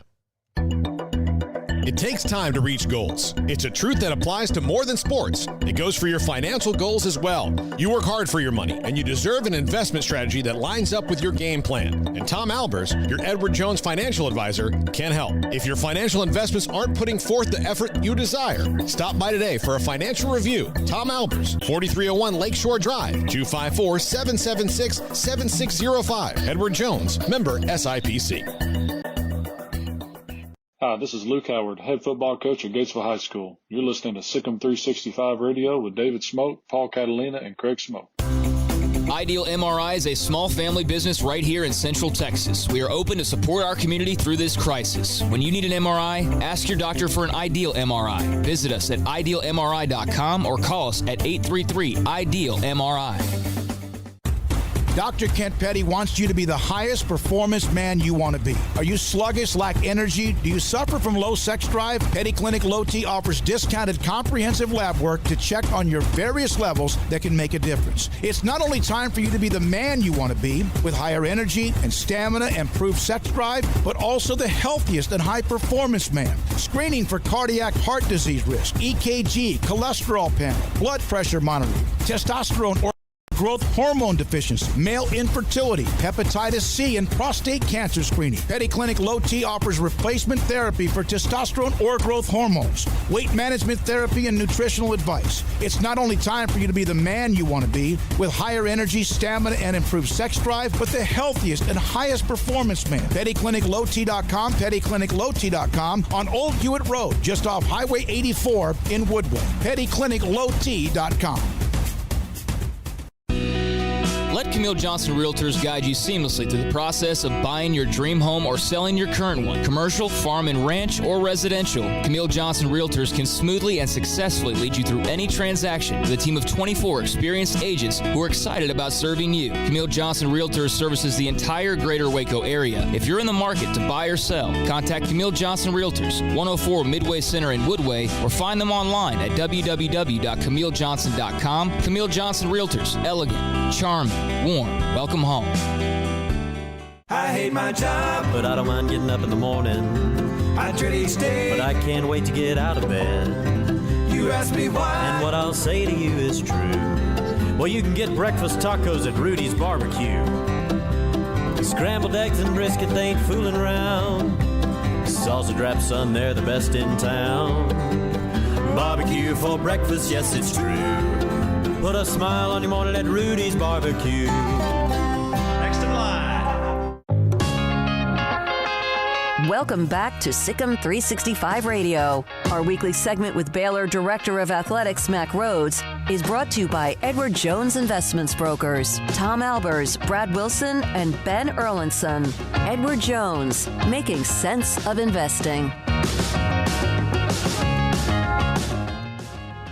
We're now joined by Mack Rhoades, Director of Athletics at Baylor, with Paul Catalina, Craig Smoke, David Smoke, Deontay Epps here helping run the mothership here on SicEm365 Radio. So one of the times that really, to me, is the kickoff time, Mack, and good afternoon. Hope you're doing well and maybe even relaxing a little bit, is that the start of football for me is perhaps when the conference have their media days. Is that going to happen this year?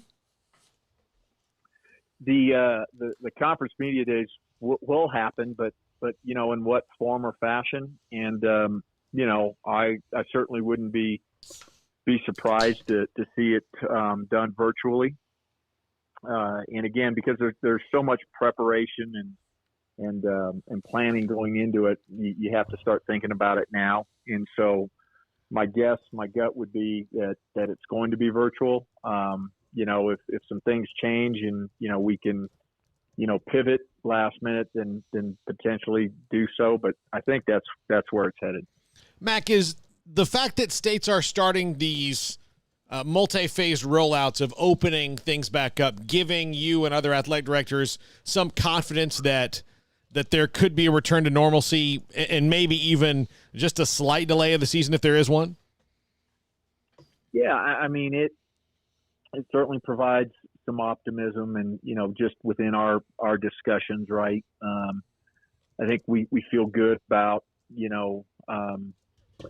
campuses, right? Students returning to campuses to many of them, not saying all of them, but to many of them, in the fall. And I think there's, optimism about, kicking the football season and our other fall sports, that they would start, on time. I still think there's caution, right? And there needs to be caution. If we're going to err in all of this and our planning, everything we're thinking about, we better err on the side of caution. Absolutely. When you think about, health and safety of student athletes, health and safety of staff, health and safety of fans, et cetera. And so that's, I think, all of the things that we're certainly think about, but there's a sense of optimism. I think what always, I don't know if the right word is complicates it, but is this idea of competitive equity and fairness, right? And how do you do this? And, I would just say, and I'm, probably the biggest driver and advocate for, this idea of competitive equity, but we've got to be careful because I don't know that we're going to be able to, conference to conference, and then even within conference that we're going to, everybody's going to be able to do it the same. And will somebody get more practices than the other, et cetera, all of those different things. Our focus needs to be primarily about, how do we get back and when we get back, doing it in the most safe manner that we can.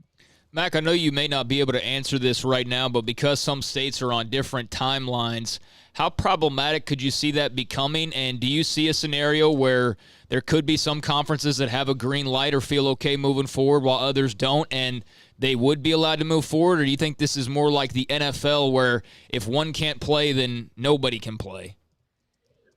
Yeah, Craig, it is a great question, and literally we're in the middle of those conversations right now. My sense is, when you compare conference to conference, and again, as I'm speaking about this right now, my mind is going 100 miles because I'm thinking about CFP ramifications, right? Playoffs, how do you really do that, et cetera.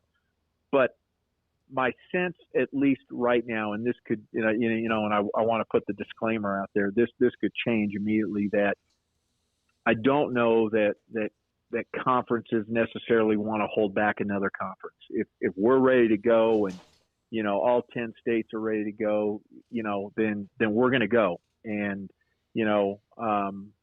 hopefully that this conference over here can go, within the next couple of weeks, et cetera. So, I think it's been more slanted that way than, hey, if we're not starting until every conference is ready. And, let's take that a step further. those are some of the conversations that we're having just within the conference, right? Because again, and I think we talked about it a little bit last time, what happens if not every state within the Big 12 is ready, right? And 7 of 10 are ready. And are we going to preclude are we going to keep the 7 from starting until the other 3 can? And those are, as you can imagine, really complex and complicated conversations. And it's hard. And it's really hard if you may, be an athletic director in one of the states that is maybe a little bit behind, and or a football coach, or any coach in one of those schools where your states are in a state where you're a little bit behind. So we're trying to be really, really thoughtful about all of it. In a hypothetical way, let's say, and I'm not saying you're saying that, but let's just say one of the conferences is go. 3 of the 5 Power 5 conferences are a go. If, in fact, games were played and all of that goes on, will the conferences who don't play still, in your opinion, get the television money that is a part of Division I college football? And another great and provoking and thoughtful question. And I wish I had the answer to that. And probably the best answer that I could provide is, when you talk about TV money, each one of those contracts are separate contracts with each one of the conferences. And so I think, if, for example, it's the Big 12, and I'm knocking on wood here. I pray that it doesn't happen. But if we're only, let's just say, able to play 9, and the SEC was able to play 12, right? I think that's going to be between Big 12 and our TV partners, right? I don't know, at least not right now, that there's a national solution to that. To that particular, inequity. But it's a great question. Mack Rhoades with us on SicEm365 Radio. Mack, do you think that there would be a scenario in which maybe the first half of the season is played with no fans, and then we could get an all clear and you guys can go ahead with a plan that you have to somewhat socially distance and have fans in the stands? Or if it starts no fans, will it end no fans? Yeah, I don't, I think, I think change, things can change, fairly rapidly. And, just if we got into a situation where we started without fans, I don't think we have to finish that way. I think, if again, dependent upon, local state governments, dependent upon public health officials, right, that's always the starting point. But, football's a long season, 3 months and then, the bowl games and stuff. And I think things could change, and we could get to a point again, if we started without, that we could bring back fans. So, I think, that certainly would be and could be a possibility. Mack, I know you're dealing with a lot of things right now that don't really have answers at the moment, between COVID and all the preparation for next season and the questions about that, and then the name, image, likeness piece that you've also been dealing with. Is there any time for anything else that you're able to deal with, or are those two taking up a lot of it? Those two are taking up a majority of the time.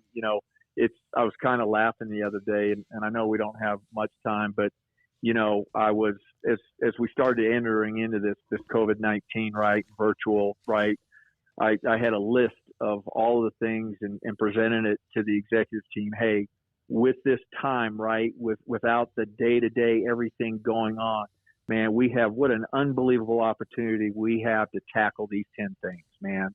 Awesome. Let's get after it. And I'm just telling you right now, I don't know that we've gotten after 1 or 2 of them, because of, I mean, clearly at that point in time, I didn't understand the magnitude, and then you so you're dealing with the COVID-19, and you're now, certainly some of the national stuff you mentioned, the name, image, likeness, and then the transfer waiver. And so, yeah, just trying to handle it all. May is when would normally be, obviously, graduation, and that's another issue. But there's also Board of Regents meetings. Anything going on with that? Are those also going to be virtual? Have you been a part of anything? Yeah, so I don't think that it's. I think they're all public, so I don't think I'll lose my job by providing the information. But right now we're in the committee phase of the Board of Regent meetings, the May meetings, and I'd have to look at my calendar. I've been a part of one or two of the committee meetings. I think there's maybe been 3 so far, but everything has been done virtually. And then we'll have the formal board meeting together, and we'll do that as well. So, man, we're zooming away. I'm telling you. You guys, anything else? Do you feel like you're an expert now? That you know how to mute and pause your video at the right time? Hey, I've gotten to the point where I can share documents. I can, zoom in, zoom out documents. I'm sort of becoming a pro at this. So, and hey, before you guys get rid of me, I don't know that I answered the name, image, and likeness question. So if I need to do that, please let me know. If you had a specific question about it, I'm more than happy to answer. Well, go ahead. You have just based on the guide, that first thing that's out.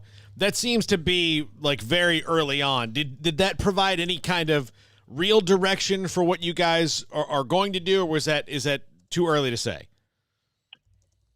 I think it kind of gave us an overview, kind of, hey, this is where we're headed in terms of the liberalization of the current, name, image, and likeness legislation, right? I still think we are early on in the process. I think there's still, it's going to be all about the details, right? And I go back to that, phrase, competitive equity, and the guardrails we put around it.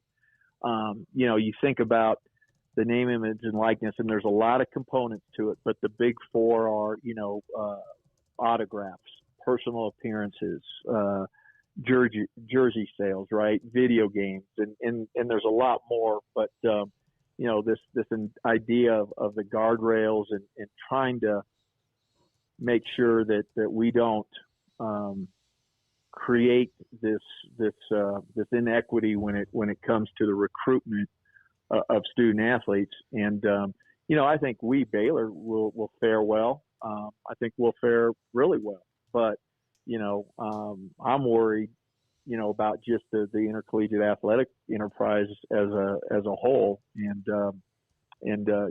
we need to do the best we can to protect that collegiate model.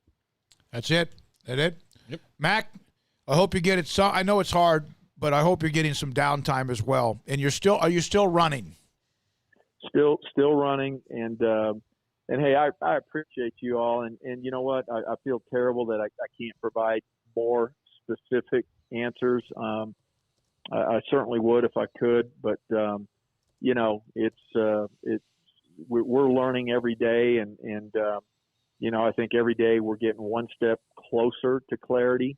I wish we were there, but we'll get there. And again, I think that we, Baylor Athletics, I think we're going to be really, really well positioned when we get to the other side of this. We had Dave Aranda. It was a media session for him, as you may know, earlier today, and he was talking about how his players, despite no hands-on anything, have now started to finish sentences or questions of the coaching staff. Isn't that pretty amazing how they've been able to do that without any hands-on workouts or whatever? Yeah, absolutely. It's a tribute to both our staff and then our student athletes. And again,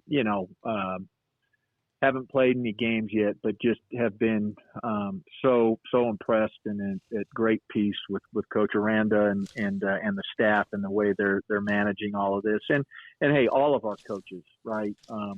all of our head coaches have done just, I think, a really unbelievable job of staying engaged and continuing to care for and about our student athletes. Thank you very much. Mack Rhoades with us. Thank you, guys. Director of Athletics at Baylor University. Baylor Athletics with us on SicEm365 Radio. Craig will now take that segment. This is something that's one of the most underrated parts of SicEm365.com, and it's in the premium section.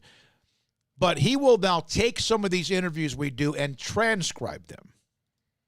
And it's flawless, the way it's set up and easy to read. It's kind of like Cliff Notes.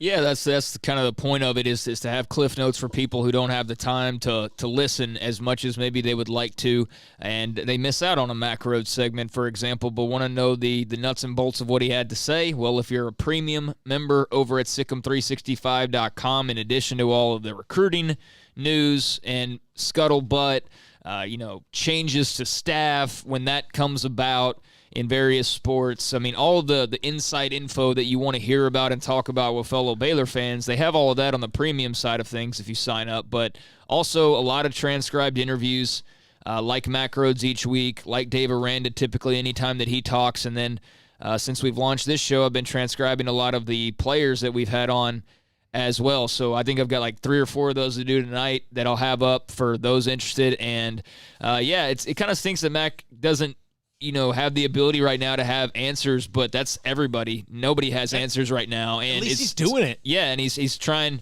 to do whatever he can to help move this thing along and get answers.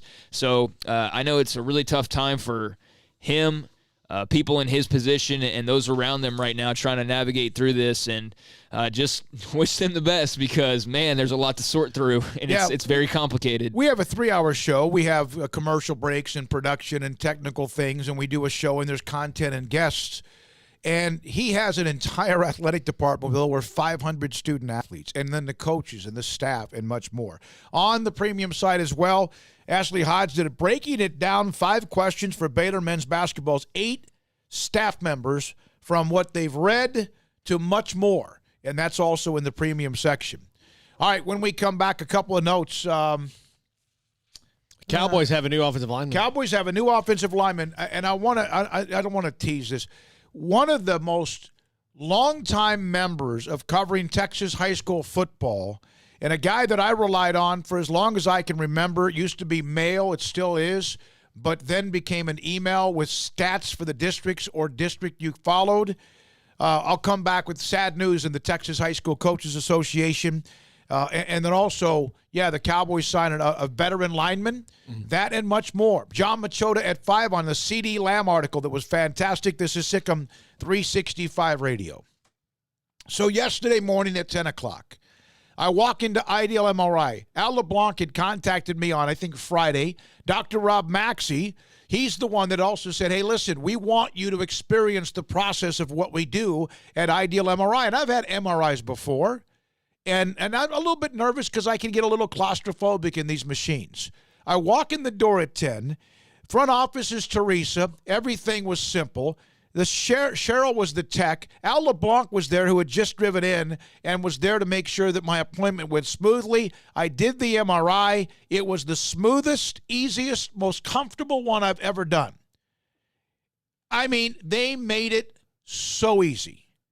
And then I've gotten the results back. I've also been in touch with a couple of doctors, and it was just like you'd want.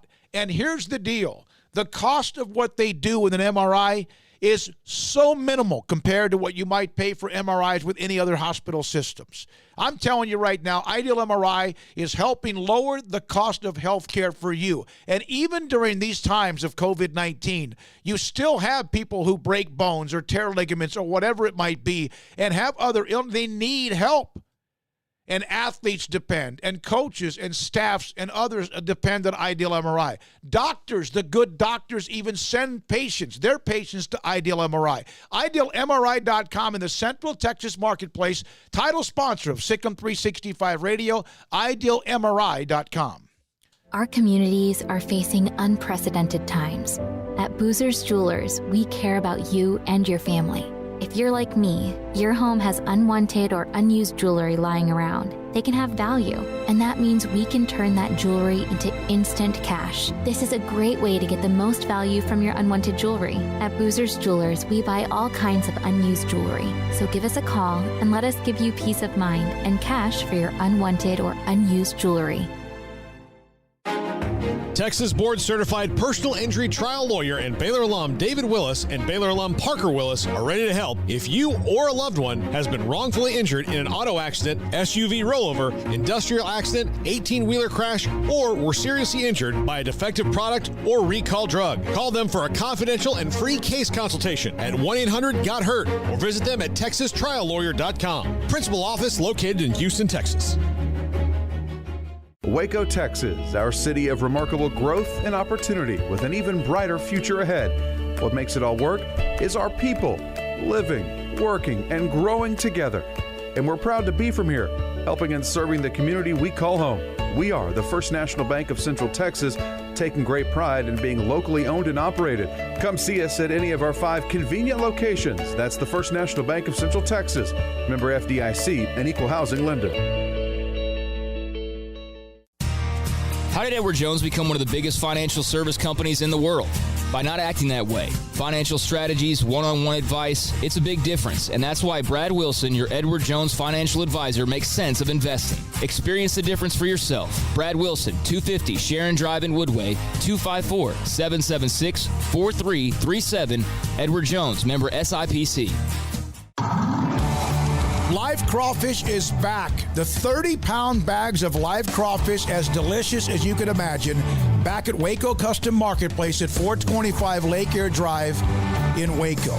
$3 a pound, 30-pound live crawfish bags are available. You order by Thursday at noon. You can pick up your customized order anytime on Friday afternoon until 6 p.m. And the drive-thru now open at Waco Custom Marketplace Monday through Friday from 10 a.m. to 6 p.m. You can still order what you want from their butcher shop, including beef and poultry, seafood, and also pork. And, of course, their bakery. You can order from their bakery. You can go online, WacoCustomMarketplace.com, or go by the drive-thru. Waco Custom Marketplace, live crawfish available Monday through Friday, 10 a.m. to 6. Hi, this is Rosebud Lot head football coach Raphael Williams, and I'm a proud listener and a supporter of the all-new SicEm360 Radio Show with David Smoke, Paul Catalina, and Craig Smoke.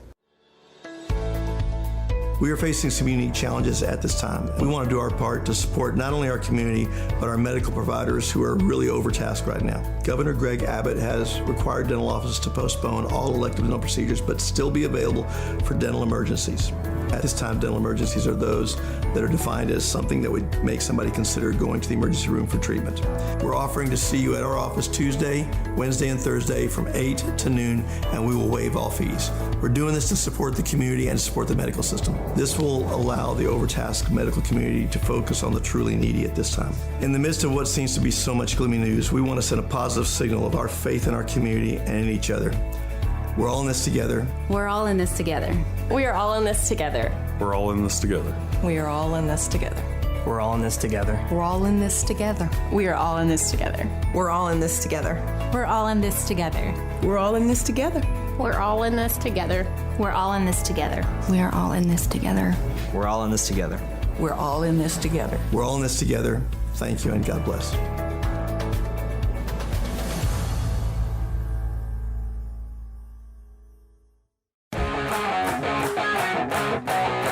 This is SicEm365 Radio.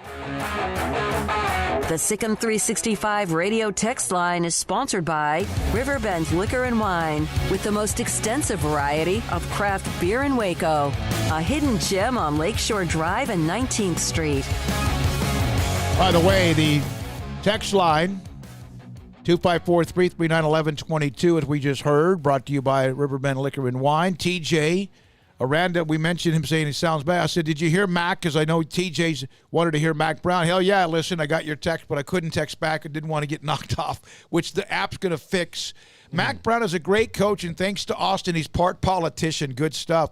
And I will tell you this, when the app is done, I will have the app immediately. That's awesome. That's thank you very much for that as well. And we've been making progress in that front and should have, something pretty soon for everybody out there. So, yeah, that's going to be very exciting. Just another way to be able to connect, and it'll be a very quick, easy way to connect for a lot of people, no matter where you are in your car driving or walking down the sidewalk with your dog or whatever the case may be. So that's going to be very exciting.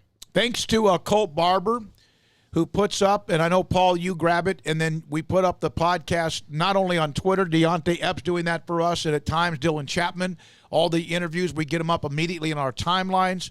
At Paul Catalina, at David Smoke, at Craig Smoke, at SicEm365 Radio, and all the things we do, but also the podcast on SicEm365.com.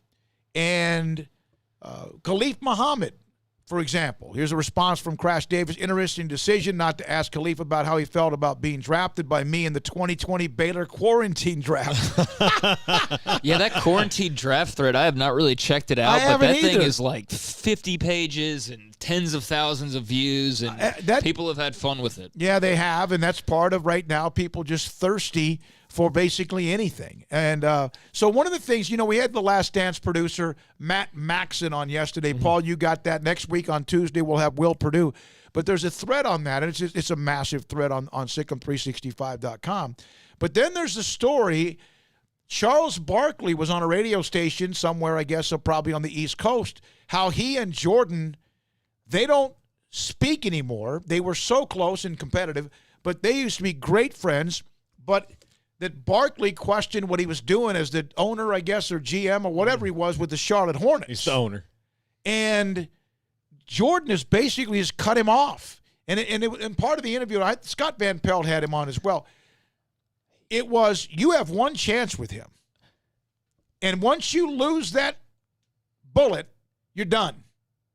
Yeah, he was on Waddle and Sylvie in Chicago, and he might have been on SVP as well. But he said the guy was like a brother. This is Charles talking about Michael. The guy was like a brother to me for 20-something years, at least 20-something years, and I feel sadness. But to me, he's still the greatest basketball player ever. I wish him nothing but the best, but there's nothing I can do about it, brother. The relationship, as you said, dissolved after Barkley criticized Jordan's managing skills when with the Charlotte Bobcats. And, this article brings up some old quotes that he had about Jordan, I guess, previously on that show, and how Jordan had hired too many people around him, or not enough people around him that will disagree, and, just critiques like that. So I guess that got to Michael, and Michael said, bye, Charles, and that's sad. That was a really fun friendship, those two, and they had a lot of fun interactions over the years, maybe not so much recently, but, Charles, I guess, felt like, being friends, that he could be the truthful guy with Mike, and he could tell him the things that maybe other people wouldn't tell him because they were such great friends, and he thought that maybe he'd understand, well, hey, I'm also an analyst, so it's kind of what I do. But yeah, that's not how Mike took it. So that's I don't know, that's sad news in a way that Mike and Charles aren't friends anymore. Those two guys, man, You know how many drinks those two, how much poker, how much bets, money they both, how many golf games those two had. So Maury Salinger, I have truly known him for at least as long as I've been I don't know when he started the newsletter, but he did a newsletter through the Texas High School Coaches Association. This is how he made a living. He would gather statistics from teams in various districts. For example, the old 6A district around here with Temple, Belton, Midway, Waco High, Killeen Schools, Copperas Cove, right? Mm-hmm. And every Monday, usually on Monday, I believe it was, sometimes Sunday night, I would get an email with an attachment from Maury, and it would have the district stats. Now, sometimes you get coaches that aren't as cooperative as others, and it would give us a chance to know a little bit more about the next game we might have, whether it's Ellison or Shoemaker or whoever. He passed away today. I did not know he was ill. I don't know what the story might be, but he passed away. He's a legend in covering Texas high school football. And this was an email and also mail subscription. For example, with whoever we do with high school football, Maury would then send me a list of all the districts and teams. And he didn't do everybody throughout the state. Usually it was the 6A, 5A, maybe some 4As, and I'd click whatever district we do. And then that was I'd pay like whatever it was, I don't know, $25 or $35 a year for that district. And he did that for a ton of newspapers and also, I would think, radio and even TV stations, even in websites. But he passed away today. He had been in the business a long, long time. What kind of, just out of curiosity, what sort of age range was he? I don't know. I'm going to look that up. I mean, obviously, I think he was older than me, and I got those emails too, and I did not dive. I always forward them to you guys. Yeah. Yeah, I did not dive as much into really much outside of, I guess, 12-6A. Yeah. And then dabbled a bit with some of the other Central Texas districts. But as somebody who, at the end of the year, every single season, inputs a ton of information, all of the records for every single program in Central Texas, over 100 schools, I got very familiar with his standings and his points for and points against totals, and those really came in handy because that's not something that just everybody has on their site is not only the records but also the points they scored and the points they gave up, and it was good information to have on hand, especially if you were trying to preview a game. You could see this team's got a pretty good defense, more than just their record. And so that's a sad loss for the Texas high school football community and for his own personal community as well, I'm sure. So yeah, that's too bad. And I mean, sometimes it was just $10 for maybe a district, and we would always check off 2 or 3 different districts, and that was one of them as well. So sad to hear the news. When I think of, there's some of the youngins now with what Tepper, Matt Stepp, and a few of those and what they do. And then there's guys like Jerry Forrest and Carl Padilla and Maury Salinger, guys who have been around a long, long time that have done data, statistical breakdowns, predictions based on I don't know how they do it. Honestly, it's the most insane thing that they have that kind of, but they do, and they input every score of every team. Carl Padilla and Jerry Forrest are just unbelievable. So that's the news with that. And so you know what's going to happen? If we ever get to high school football, whatever that might be, and we do a game or whoever we're going to do the opening game, I'm going to wait, I didn't hear. I'm going to probably forget, and I'm not going to forget Maury Salinger. I'm going to forget, and I'm going to go, wait a minute, who's going to do this now? Mm-hmm. I do have a question about the high school side of things, because that is, I would think, going to be handled a little bit differently than your universities and your professional businesses and corporations. And so I know that there's a little bit more time that needs to pass, but also not too much time that can pass because, well, we are at the beginning of May already. But, yeah, we haven't really heard a whole lot yet, and it's because schools have been out on the future of high school athletics and their plan to return to play and all of the things that will need to be done there. So I'm interested to start hearing some of those things because, we've been so focused on college and the NFL that, there's high school sports as well that are pretty important to a lot of people around here, including ourselves. So, that's going to be very interesting to see if they start on time or not. But as you said, a huge loss. And I did want to pass along what I think is a pretty important piece of information, and that's the fact that the Big 12 has apparently officially canceled their media days as far as being in person at AT&T Stadium like it was the last couple of years. Chuck Carlton of the Dallas Morning News putting out within the last 20 minutes that Big 12 football media days are the latest cancellation of the coronavirus. And he says that conference coaches and athletic directors have decided to go virtual at a meeting today. It was scheduled for July 20th through 21st. So it looks like we'll be virtually covering Big 12 Media Days. I put out on 424. This was not because I didn't have Mack just kind of alluded to it. At 424 that Mack Rhoades had then said we'll have them, but it most likely will be virtual. And I mean within minutes after that, I guess it became official. So that's that. And or you're the source for Chuck's piece, and he's no, going, oh, no. I think that he's entrenched. Well, they met today, so it makes sense that news will be coming out. Well, yeah, and that's why I asked him. Actually, because I knew that they had a meeting. Because Dave Aranda, to start, remember one of the things he said early on in his Zoom media session today when we had that, we grabbed it. We may want to run that again, the 8 minutes towards the end, maybe at 5:30 or so. Still working on maybe another guest after John Machota. But he mentioned, he goes, sorry, I'm a little bit late, but I was a part of some Big 12 meetings, and I think ADs and others were probably a part of a Zoom meeting. Yeah. So, but I think there's one of those things that may never change again because of the amount of money that they'll save on this. Because they can't spend money right now anyway. They're not making money. But they're going to save so much money on this. Not having to rent Cowboys Stadium, not having to do all those things. And, a lot of this stuff can be done, without all that. The only thing that they can't do, with we could do Big 12 Media Days. No, but we're audio. We're radio. So we could do anything Big 12 Media Days from right here, just connecting with people. The only thing that they'll lose is the television networks getting, whatever they do for promotional material for later in the year. Yeah, for the TV people, it's probably not such great news because so much of what they do, as you alluded to, is visually based, where we're totally cool with this, like you said. And I think this is another one of those events where you kind of start looking at it, guys, a little bit, and you realize, like, how much time you were wasting on things that you really didn't need to be wasting time on, and like you could just knock out in a much quicker fashion without all of the hullabaloo and whatever else. And Big 12 Media Days was cool, but I feel like kind of once you've been there and done it a couple of times, you know the deal.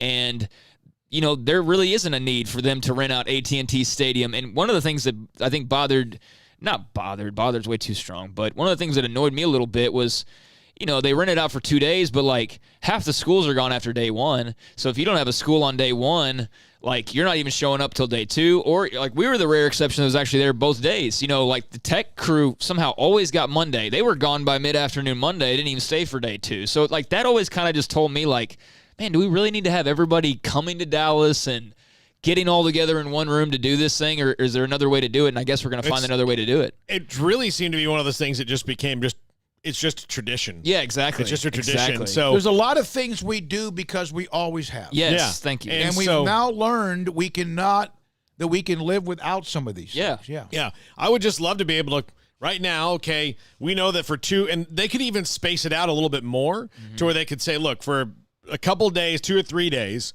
here's what your window is, and you could just call those SIDs and say, hey, we would like to have, whether it's Kansas or West Virginia or Baylor or here or Texas, we're like, okay, we'd like this and this, and they say, okay, well, SicEm365 Radio, you guys can have Sam Ellinger for, for 10 minutes on July the 10th, and this is the time you're going to do it. We log into the Zoom or whatever they're going to do. We do our thing. We move on. We just wait for the next thing. And we can get all of our stuff done with all 10 schools in a third of the maybe an eighth of the time that we would have spent before. There was a lot of time that was just, kind of sitting around waiting for another session to start. And I always felt sort of bad for the players who were maybe not the most popular that were up on the panels. And after like 5 minutes of a 30-minute to an hour media session, after 5 minutes, they had nobody around their table, and they're just sitting there on their cell phones for 45 minutes. That was uncomfortable. It's almost like when we've been to, like, even the Super Bowl media day, although there's so many people in that setting, and I haven't been to one of those as far as the media day in forever, because it got to the point where it, to me, was everything but football, which is what a lot of people liked for a day. But there were always the guys on the, just sitting there texting or whatever, with no one around them. Yeah, so I think this might be a positive in the long run. They can find another way to do it that'll still work to everybody's advantage, and they can get what they need to get. Probably not such great news, as we said, for the TV crews, at least as it stands right now, but I'm totally fine with it. I think it makes sense, and I wouldn't be surprised if this is just the way that it is moving forward. So that's one more thing that changes, and that doesn't bother me. The thing I liked about them was the fact that it was just 1 or 2 nights. We got in on Sunday, media day Monday and Tuesday. And a lot of time we went straight from there to Cowboys training camp, wherever it was. And obviously that's interesting. We'll see what happens with that. But it started to get to a point where I wondered if it just became like there. We had 1 year in radio where we got there, we set up. I don't think, Craig, you were with us yet because it was still at the Westin at this time.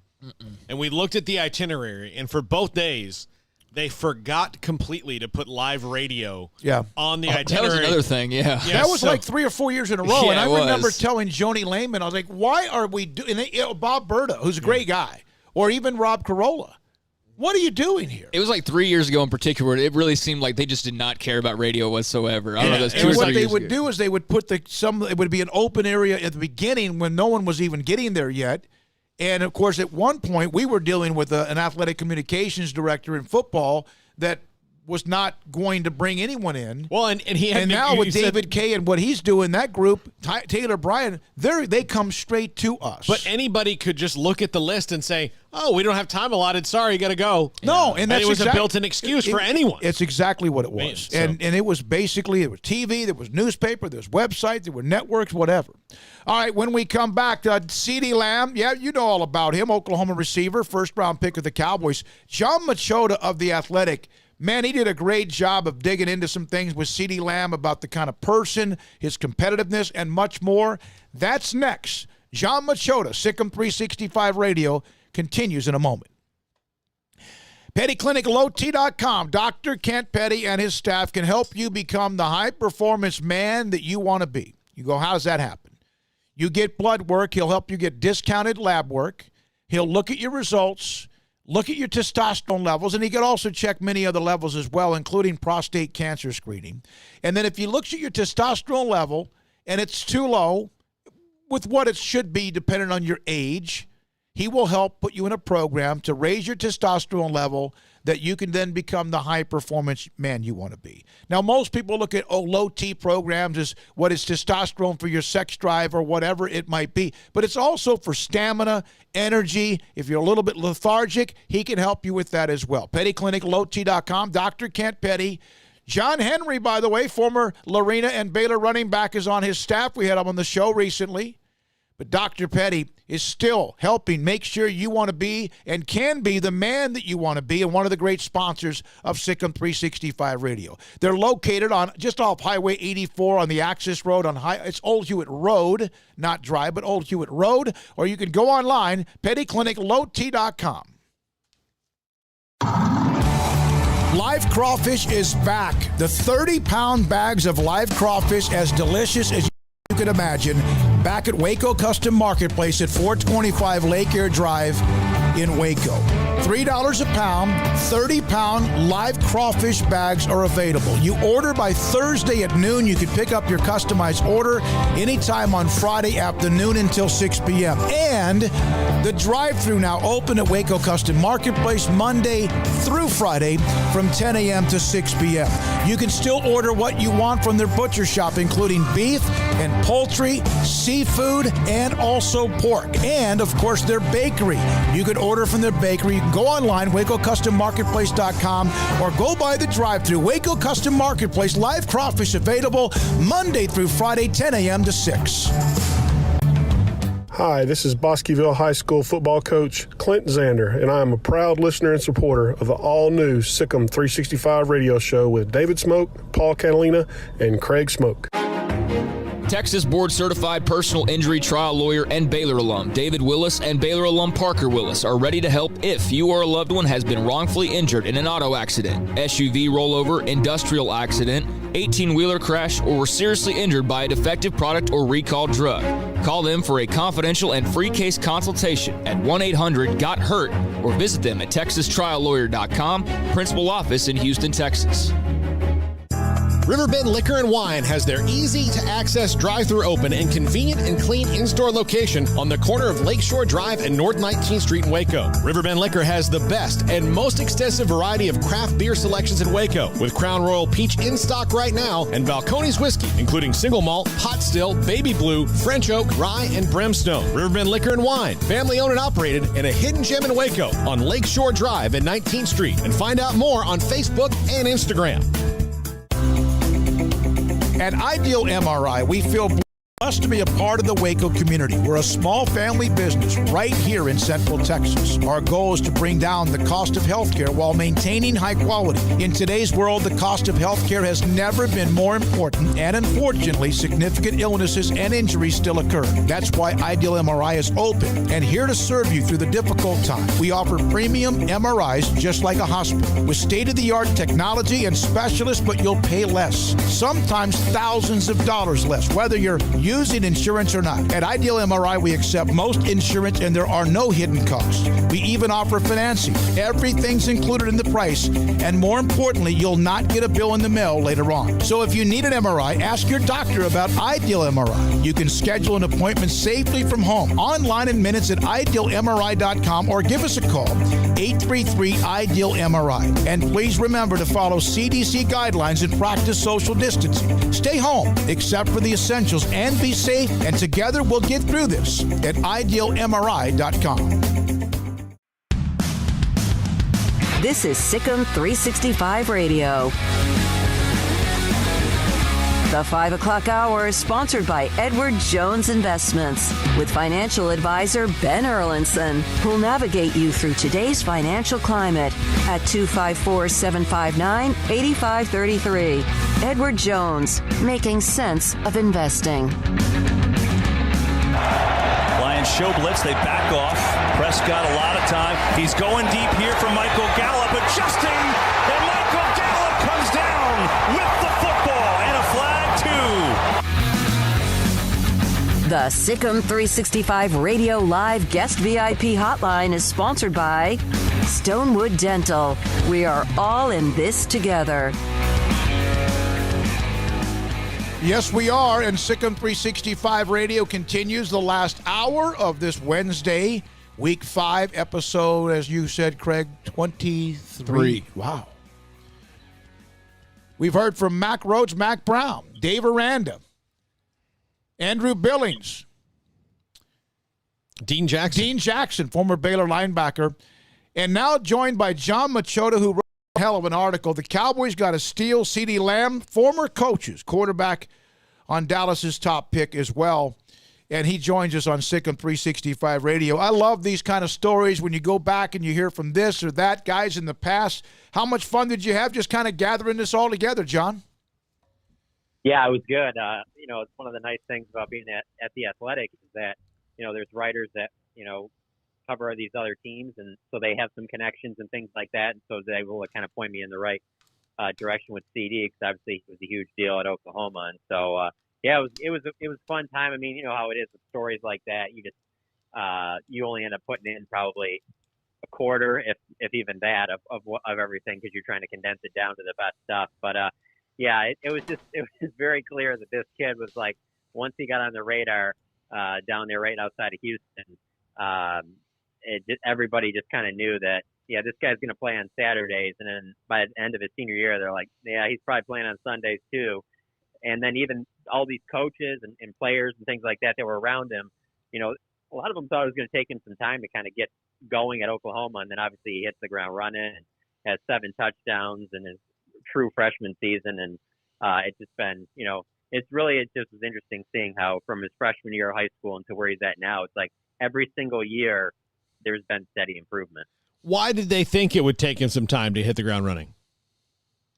Just because of just the nature of the game, that, being a freshman coming out of, or being a true freshman coming out of high school, and maybe, you're at OU. And I mean, he committed, I believe it was during that time when, Bob Stoops was still the coach. And so there's a new head coach coming in, and, Baker Mayfield's the quarterback, and they had other weapons there. And so it was like, kind of, let's see how he fits in there. And then he just blew them away behind the scenes, whether it be on the practice field or just the way he carried himself. And they were able to find him a role early on. And it just nothing was really too big for him. He was never fazed by anything. He just felt like he belonged, out on that field there. And, while all the quarterbacks he played with at Oklahoma were good quarterbacks, obviously they either won the Heisman or were Heisman runner-up. I mean, this year will basically be, whenever they do end up playing football, this will be the 5th new quarterback that he's going to play with in the last 5 years. He's never had the same quarterback back-to-back years since, his junior and senior year of high school. So I think that talking to people around him, they believe that that's one of the things that will help him with Dak Prescott and kind of get on the same page. He's kind of used to kind of fitting in wherever he's needed. Well, John, he will not only be catching passes from Dak, but also potentially Andy Dalton as well after the Cowboys bring him in from Cincinnati, the backup quarterback spot's one that's been talked about quite a bit. Not everybody was a huge fan of Cooper Rush or whoever else in the past, but pretty solid backup, wouldn't you say, with Andy Dalton now being behind Dak? Yeah, I mean, to be honest with you, it's the best backup that they've had since I've covered the team. I mean, they've made other moves where, they've gotten Kyle Orton, and, there's the moves for Brandon Whedon and Mark Sanchez and Matt Castle, and none of those really panned out. But, Andy Dalton, I know that things have kind of faded a little bit, over the last few years and that. But, I mean, when he went to Cincinnati after, he was drafted out of TCU in that second round, I mean, he hit the ground running and, did things those first 4 or 5 years there with, they didn't win any playoff games, but just making the playoffs, those 5 years in a row. I mean, just where the bar is set with Joe Burrow being the first overall pick, like good luck even coming close to that in his first 4 or 5 years. So obviously the team was more talented at that time. In that same draft as Andy Dalton, they got AJ Green. So there were some better weapons there. But at the same time, I mean, this is a guy that, he has a winning record as a starter in the NFL. And so, like last year when Dak hurt his shoulder and, he wasn't going to miss that Philadelphia game, but he obviously wasn't right. And you want to have a good, solid backup, especially in a situation like that where you have a good team. You think they're worthy of making a Super Bowl run. And I didn't expect this move to happen at all. And everything just kind of fell into place. And so, he's not taking Dak Prescott's job or anything like that. But if Dak was to get hurt or something was to happen to Dak, they're in pretty good hands with Andy Dalton. John, this is also what they did in the 90s. I know that, people may forget that, but their backups in the 90s, and granted a different era, but, it was Steve Berline to Troy Aikman or Rodney Peete or Bernie Kosar. And they won games with guys who were regular starters on other teams that had, left, and they had them on short deals. And then they won games when Troy Aikman got hurt. So now you don't have to throw Dak out there when he can't, grip the ball all the way. It's such a good point because the quarterback position has been just such a wild spot for the Cowboys since Jerry Jones has owned the team. Because it's like he buys the team and right off the bat, they get the number 1 overall pick. They take Troy Aikman. But then in the supplemental draft, they take Steve Walsh too. And then it's like they go through this long period of time where they don't take any quarterbacks at all when there was a lot of other franchises like the Packers that were still drafting ones late and kind of developing them there. And then, as you mentioned, then there was a time when they had good backups, and then they all of a sudden hit a stretch where they were like, we're not going to spend on the backup quarterback. We're fine with Romo, and then even into with Dak, these last 3 years having Cooper Rush as the backup. Like, Cooper Rush has been solid, but I don't know that anybody was, nobody had the confidence that they have right now in Andy Dalton. If Cooper Rush had to step in, it just seemed like they were kind of, we don't really need to spend any money. Let's try and put our money somewhere else, and we don't really need to worry about the quarterback spot. And so I kind of thought that's what was going to happen this year. I thought they were going to go into this season with Dak and Cooper Rush and possibly the 7th round pick, Ben DiNucci, and that was going to be it. And so maybe it just the way everything came together with Andy becoming available when he was released, and obviously that's not a great time for him because, teams aren't really looking for starters at that point. It's after the draft. So it just seemed like everything worked out for both sides, and obviously him being from Texas down in Katy, and then he has a home up here in Dallas. It just kind of made sense and worked out for both sides. And John, just to be clear, and I think most people realize this, but just for those who perhaps don't, this has nothing to do with Dak and his contract negotiations, correct? It doesn't. That's not the reason they made this move, is to try and provide any leverage. But it is interesting. Not that I think Dak would do this, but you saw with Le'Veon Bell, who didn't want to play underneath the franchise tag, and he ended up sitting out that season. And, if Dak was to do something like that because he didn't want to play under the tag, which, believe me, I cannot see how that would possibly happen, at least you're in a situation where you have a guy. And the other thing is, too, is that, with this offseason being the way it is, COVID-19, and not knowing, what you're going to have and things and how many practices you're going to get in and all that stuff, it just makes sense to have a seasoned veteran there that if anything is to go wrong, that you do have this guy that you can turn to. But no, we just got off a conference call with Andy Dalton for about 15 minutes, and, it's very clear he doesn't expect to be, he's not coming in here thinking he's a starter. He knows it's Dak's team. He said he reached out to Dak, just exchanged some texts with him, telling him, hey, I'm here if you have any help with anything or anything like that I can do, just let me know, and Dak texted him back that he appreciated it. But no, it's clearly one of those things. He knows that he's not coming here to compete for the job. He's going to be the backup,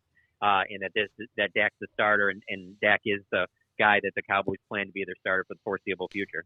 Everyone that we know, we've had, in fact, the producer of The Last Dance, we've had a writer from the Chicago Sun-Times, Rick Tillander, and also we've got Will Perdue already scheduled for next Tuesday. But there's a part of this story about CeeDee Lamb where he's good, and some people are, and I think some of us have this, the ability to create a chip on your shoulder even if you don't need one. Is that correct? Absolutely. I'm laughing right now as you said that, because all I'm thinking about is watching The Last Dance and just like being blown away, thinking like, wait a second, Michael Jordan got a chip on his shoulder because someone said it, like Dan Marley was a good defender. Like, I'm like, Michael, this guy's not in your league. I mean, what are we doing here, Mike? And then the Clyde Drexler stuff. Like, obviously Clyde is a better player than Dan Marley, but still, I was just like, oh my God, I can't believe Michael Jordan thought that back in the day. Like, I don't think that he should have thought that about anybody playing at that time. Yeah. So, no, that's the same thing with CD. It's like, talking to some of these high school coaches and his former high school quarterback, it was like, man, they would be messing around against some of the kids on the JV, or they'd be scrimmage against other teams where he was clearly the better player. And if anybody said anything to him or talked any type of smack or even said anything about like maybe if he missed a pass or something like that, it was automatically go back to the huddle, and he wanted to run the same play again, throw me the ball again. No one's going to disrespect me like this. And so I just found it interesting talking to them as I'm watching this Last Dance over the last few weeks, and I was like, man, I guess that's something that you have to have, that like, no matter, everyone in the building thinks that you're better than all these other guys, but in your mind, you're trying to find any little thing that can be your little bit of motivation. Because let's be honest, like CeeDee Lamb wasn't facing many guys in high school and really not even in college that were on his level. And so obviously in the NFL now, he's going to have a lot more guys like that. So there should be plenty of opportunities to put chips on the shoulders. And the biggest one is him falling to 17. This is a guy that should have probably been a top 10 pick, and he's aware of that. And then he's not picked until the third wide receiver in this class. He's going to have plenty of reasons to be motivated. John, the Cowboys signed Cameron Erving as their new swing tackle, and that's a position that's become very important in the last few years with Tyron Smith, because bottom line is he's probably not going to play 16 games. He might play 13 or 14, but he's probably going to miss a couple of games at this point in his career, and Chaz Green was the one that, kind of made this the most important position because he played so poorly when he did have the opportunity. Cameron Erving, what do we know about him and how he'll fit in with the Cowboys? Well, yeah, I mean, the thing that stands out to me the most about Cameron Erving is just how many offensive linemen are there that really have some experience at playing really almost all five offensive line positions. And so, that I think that was the one thing that really was intriguing to me about it. And then the other thing was just that I kind of was thinking that what would happen, and maybe this was going to be the plan if there was a regular off season. But I figured like Connor Williams and Connor McGovern would battle for that left guard spot, and I figured that maybe if Connor McGovern won it, that they would look at Connor Williams as being maybe the swing tackle just because he had played tackle at Texas. And so maybe, and that still might happen. And I mean, this is only a 1-year deal with Cameron Erving, so who knows about that. But it was clear that they wanted to have a seasoned veteran guy to kind of be the guy that steps in there for them losing Cam Fleming. That again, like is the guy that like Cam Fleming came over. He was with the Patriots. They had won a Super Bowl. Obviously, that looks good on your resume as being a good team guy and a team that knows how to win. Cameron Erving's coming from the Chiefs team that just won the Super Bowl. And so, I just think he's kind of an offensive line Swiss Army knife that you can use him in a lot of different spots. And yeah, he's not going to be a guy that you're going to want to be starting, 16 games for a season. But as you mentioned, with Tyron Smith missing 3 games now, almost every year for the last 4 years, it's one of those things where you've got to have a solid backup behind them. And I think that's what they were doing with this deal. It just seems like they're plugging these gaps, and it all makes sense. And without getting ahead of ourselves, it just seems like yeah, they've still got things they have to do defensively, but it just seems like it makes sense. It really does. All right, which means the hype, which is already there, now just goes like, well, even if they hadn't made these moves, there would be hype. Yeah, right? Here's from Leon on the text line, brought to you by Riverbed Liquor and Wine. He does not like Dakota. He does not like Dak. He is not in the Dak family.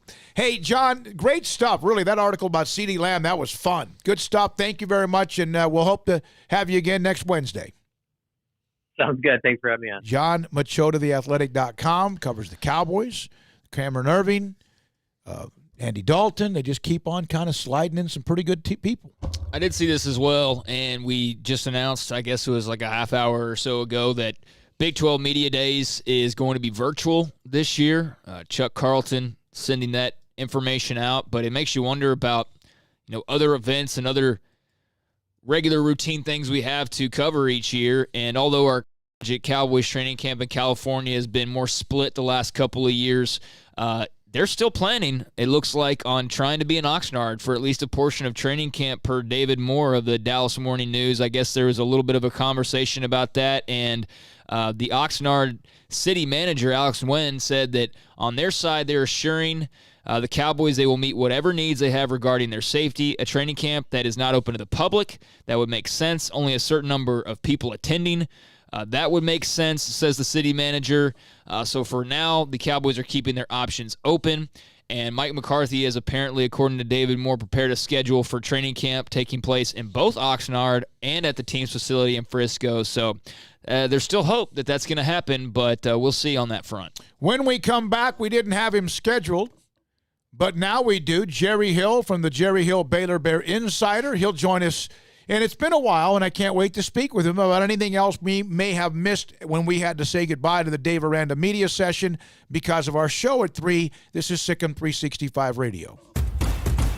Hey, this is Bryce Petty, former starting quarterback and two-time Big 12 champion, and I know firsthand the importance of being in top shape both on and off the field. So listen up, men. If you're feeling beat down day in and day out and looking for that high-performance edge that separates the men from the boys, then look no further than the Petty Clinic Low T in Waco. Petty Clinic is a comprehensive men's healthcare clinic with an atmosphere catering to men. Board-certified Dr. Kent Petty has a special interest in offering the highest quality medical care to men of all ages. Some of the services offered include screening and treatment for low testosterone or thyroid, infertility, high blood pressure, diabetes, high cholesterol, sleep apnea, while offering comprehensive wellness exams and complete men's health lab panels. High performance men, remember, it's not just a Petty thing. This is Bryce Petty, encouraging you to reach out and Google search Petty Clinic Low T or go to pettycliniclowt.com and get your complimentary lab screening today. Live crawfish is back. The 30-pound bags of live crawfish, as delicious as you can imagine, back at Waco Custom Marketplace at 425 Lake Air Drive in Waco. $3 a pound, 30-pound live crawfish bags are available. You order by Thursday at noon. You can pick up your customized order anytime on Friday afternoon until 6 p.m. And the drive-thru now open at Waco Custom Marketplace Monday through Friday from 10 a.m. to 6 p.m. You can still order what you want from their butcher shop, including beef and poultry, seafood, and also pork. And, of course, their bakery. You can order from their bakery. You can go online, WacoCustomMarketplace.com, or go by the drive-thru. Waco Custom Marketplace, live crawfish available Monday through Friday, 10 a.m. to 6. Riverbend Liquor and Wine has their easy-to-access drive-thru open and convenient and clean in-store location on the corner of Lakeshore Drive and North 19th Street in Waco. Riverbend Liquor has the best and most extensive variety of craft beer selections in Waco, with Crown Royal Peach in stock right now and Balcones Whiskey, including single malt, pot still, baby blue, French oak, rye, and brimstone. Riverbend Liquor and Wine, family-owned and operated, and a hidden gem in Waco on Lakeshore Drive and 19th Street. And find out more on Facebook and Instagram. Texas board-certified personal injury trial lawyer and Baylor alum David Willis and Baylor alum Parker Willis are ready to help if you or a loved one has been wrongfully injured in an auto accident, SUV rollover, industrial accident, 18-wheeler crash, or were seriously injured by a defective product or recalled drug. Call them for a confidential and free case consultation at 1-800-GOT-HURT or visit them at texastriallawyer.com, principal office in Houston, Texas. We are facing some unique challenges at this time. We want to do our part to support not only our community, but our medical providers who are really overtasked right now. Governor Greg Abbott has required dental offices to postpone all elective dental procedures, but still be available for dental emergencies. At this time, dental emergencies are those that are defined as something that would make somebody consider going to the emergency room for treatment. We're offering to see you at our office Tuesday, Wednesday, and Thursday from 8 to noon, and we will waive all fees. We're doing this to support the community and support the medical system. This will allow the overtasked medical community to focus on the truly needy at this time. In the midst of what seems to be so much gloomy news, we want to send a positive signal of our faith in our community and in each other. We're all in this together. We're all in this together. We are all in this together. We're all in this together. We are all in this together. We're all in this together. We're all in this together. We are all in this together. We're all in this together. We're all in this together. We're all in this together. We're all in this together. We're all in this together. We are all in this together. We're all in this together. We're all in this together. We're all in this together. Thank you and God bless.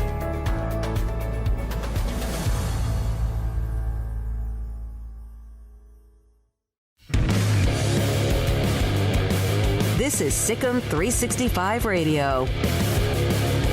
The SicEm365 Radio call-in line segment is sponsored by Rhoades Country Store and Barbecue, where curbside pickup and drive-through are now available. Next in line. So, let's see. Dr. Livingstone is listening. Mack Rhoades is listening. Yeah. RG3 probably. RG3. Mike Singletary, Grant Taft. Andrew Billings for sure. Andrew Billings. These are all partners to Terrence the Jerry Williams. Hill Baylor Bear newsletter, Insider, premium site of which he gets paid on the side for some content that otherwise is free. He's got that Dennis Franchione deal, right? Where you subscribe to the newsletter, but then you subscribe to the other newsletter, the Coach Fran thing. Actually, when you started listing off all those people that are listening, I started to hang up. Well, I mean, but we have, and the reason is I kept asking Paul, we haven't seen Jerry Hill. We haven't seen anybody. As you know, we have this thing, and it was good to see you on the Zoom meeting, you and Nick and, a couple of others. It was nice to see you. And you look like you haven't been doing a damn thing, to be honest with you. Just been sitting at home, doing, kind of twiddling my thumbs. It's not like we've been doing it. Yeah, you didn't check in on it. You did send me a happy birthday text. I appreciate that. Yeah. Hey, did you notice though that I've actually had a haircut? No, I didn't. How did that happen? Is that black market? It was, let's say it was not in a barbershop or hairstylist salon or anything. Gotcha. Yeah. Be careful. Yeah. Well, let's just leave it at that. Yeah. You want to turn them in? I mean, it's $1,000 fine. I did not go. What was that place that a couple of the congressmen went to, like a Houston salon? Oh, yeah. Got illegal haircuts. I did not do that. So. Well, I've got nothing but just like these like weird curls. Mine's not gone Mike Gundy. Well, thank God, because I would be traumatized. I would just take a hacksaw and just a bunch of curls. Like I was like like when I was a little kid. It's weird. You probably got those hairs coming out of your ears. No. That I actually in my phone I have in my phone. I swear, because I can't stand it. I got a brother-in-law that you could easily like bury things in his ears and they would never know, right? Yeah. So I actually have reminders on occasion. Just glance, glance. Take a look. But this would be easy. I don't even know why we have you on the show, but it would be easy. It would be easy to forget about nose hairs and things like that right now, right? Yes. All right, we had to leave at 3 because we had a show to do, and we still are. And thank you for being on Jerry Hill Baylor Bear Insider newsletter. Did we miss anything after about 8 or 9 minutes? I mean, we went another 30 minutes or so. What? I mean, it went. I'm trying to remember when we finished. Taylor actually had a meeting he had to go to at 3:30. So we finished. I think John Morris was the last question, and it was like 3:27 or so. So yeah, it was a longer one. Now I will say that because John Werner and I have been working on transcribing it, and transcribing 45 minutes of Aranda is actually easier than transcribing like 15 minutes of Rule. Yep, absolutely. He talks so freaking fast. Yeah. But no, Dave was great, and he answered everything. David, I'm trying to figure out some of the ones that might have come up. Yeah. Yeah, I mean, we asked the question about if he would have known this was what he was going to face, would he have taken the job? He answered immediately. I love the way he answered, but then he went into details, and then also about, is this the worst thing we've ever seen and affected college football? So really we only played the first 4 questions. And so anything you want to go ahead and throw, just what did you hear? What did you hear, no matter if we've already played it, that interested you? Yeah, no, that was it. I thought it was all good. I mean, he doesn't really sidestep any questions, I would say. He does a good job of just, answering whatever comes up. And I know one of them was, and I don't remember if y'all were still on there or not, but, the question was asked about, making alternative plans or, depending on what this goes and stuff. And he addressed that. You got to look at everything. I mean, there is so many unknowns, and you don't know exactly when you're going to return. So you have to prepare for all these different scenarios. Do we start June 1, June 15, July 15, August 1? So I think they're looking at all that and kind of planning it out. And one of the things, Smoke, that he kind of got into later was somebody asked about, what are you doing in terms of scouting opponents? And actually they're ahead of the game on that, because usually that's done, after you get through spring ball and even a week or so of recruiting, and then you kind of get into analyzing, all your opponents and stuff. So it's given them that time to go ahead and do that, and they're actually relaying the scouting reports to players and stuff now. I think they went over Ole Miss this past week and on to the next opponent. So that's actually given them a leg up on that. But just dealing with the uncertainty, I think, was the biggest deal. And, obviously he talked about, some of the specific players and one of the interesting things later was that when you guys were not in there was about, what players have stepped up. And I think it was more in terms of leadership. And I think he's mentioned these names before, but it was Terrell Bernard, Charlie Brewer, Blake Bettier, John Lovett was another one. So those are guys that have really stepped up as leaders and been really kind of, keeping tabs on players and making sure that they're, texting guys and encouraging them. So, it was good stuff. A lot of information, and I think it was 43 minutes.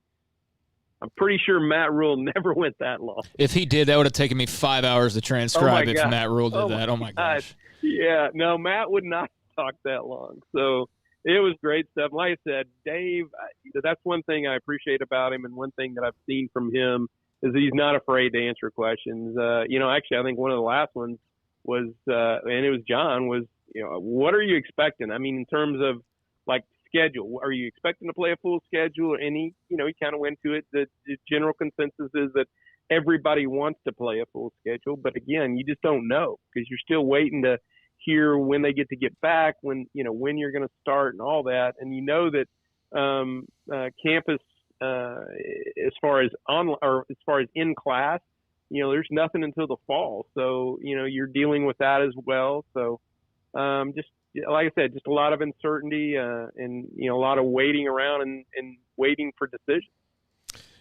Jerry, from just a scheme standpoint, though, shouldn't it make you nervous, though, that even though they know this, and he said it, like they're knowing things, they're answering questions, they know it on the chalkboard, but they've never actually executed any of it?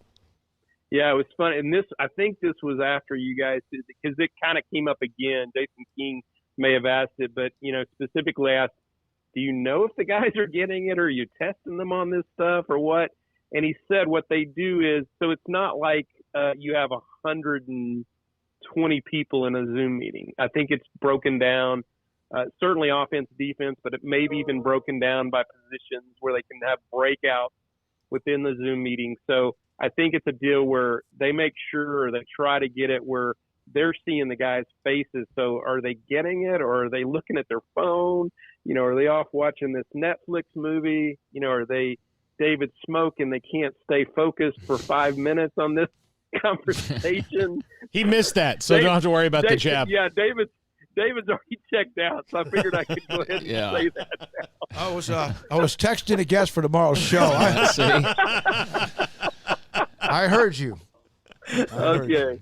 But you know what I'm saying? I mean, I think that's one, and I don't call it is hard. I mean, you don't know. And I think one thing that helps a little bit is that they were able to get some of that install done during the winter conditioning, where they were, going through stuff and filming stuff, and that's stuff that the players can actually look at. So I think they're getting the schemes and stuff, and it's not like you're going to be throwing all this stuff at them, whenever they get here.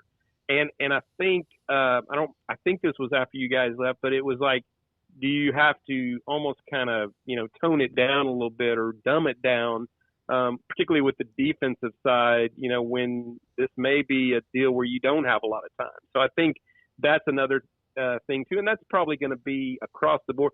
This is a unique situation because you got a first time, a new head coach.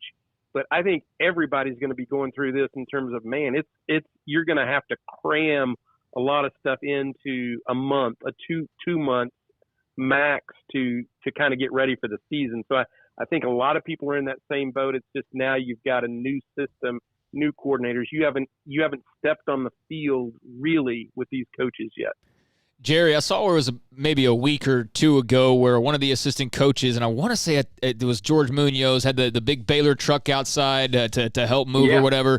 Yeah, it was. Is everybody pretty much now making their way to or in Waco? Where's the coaching staff as far as that goes?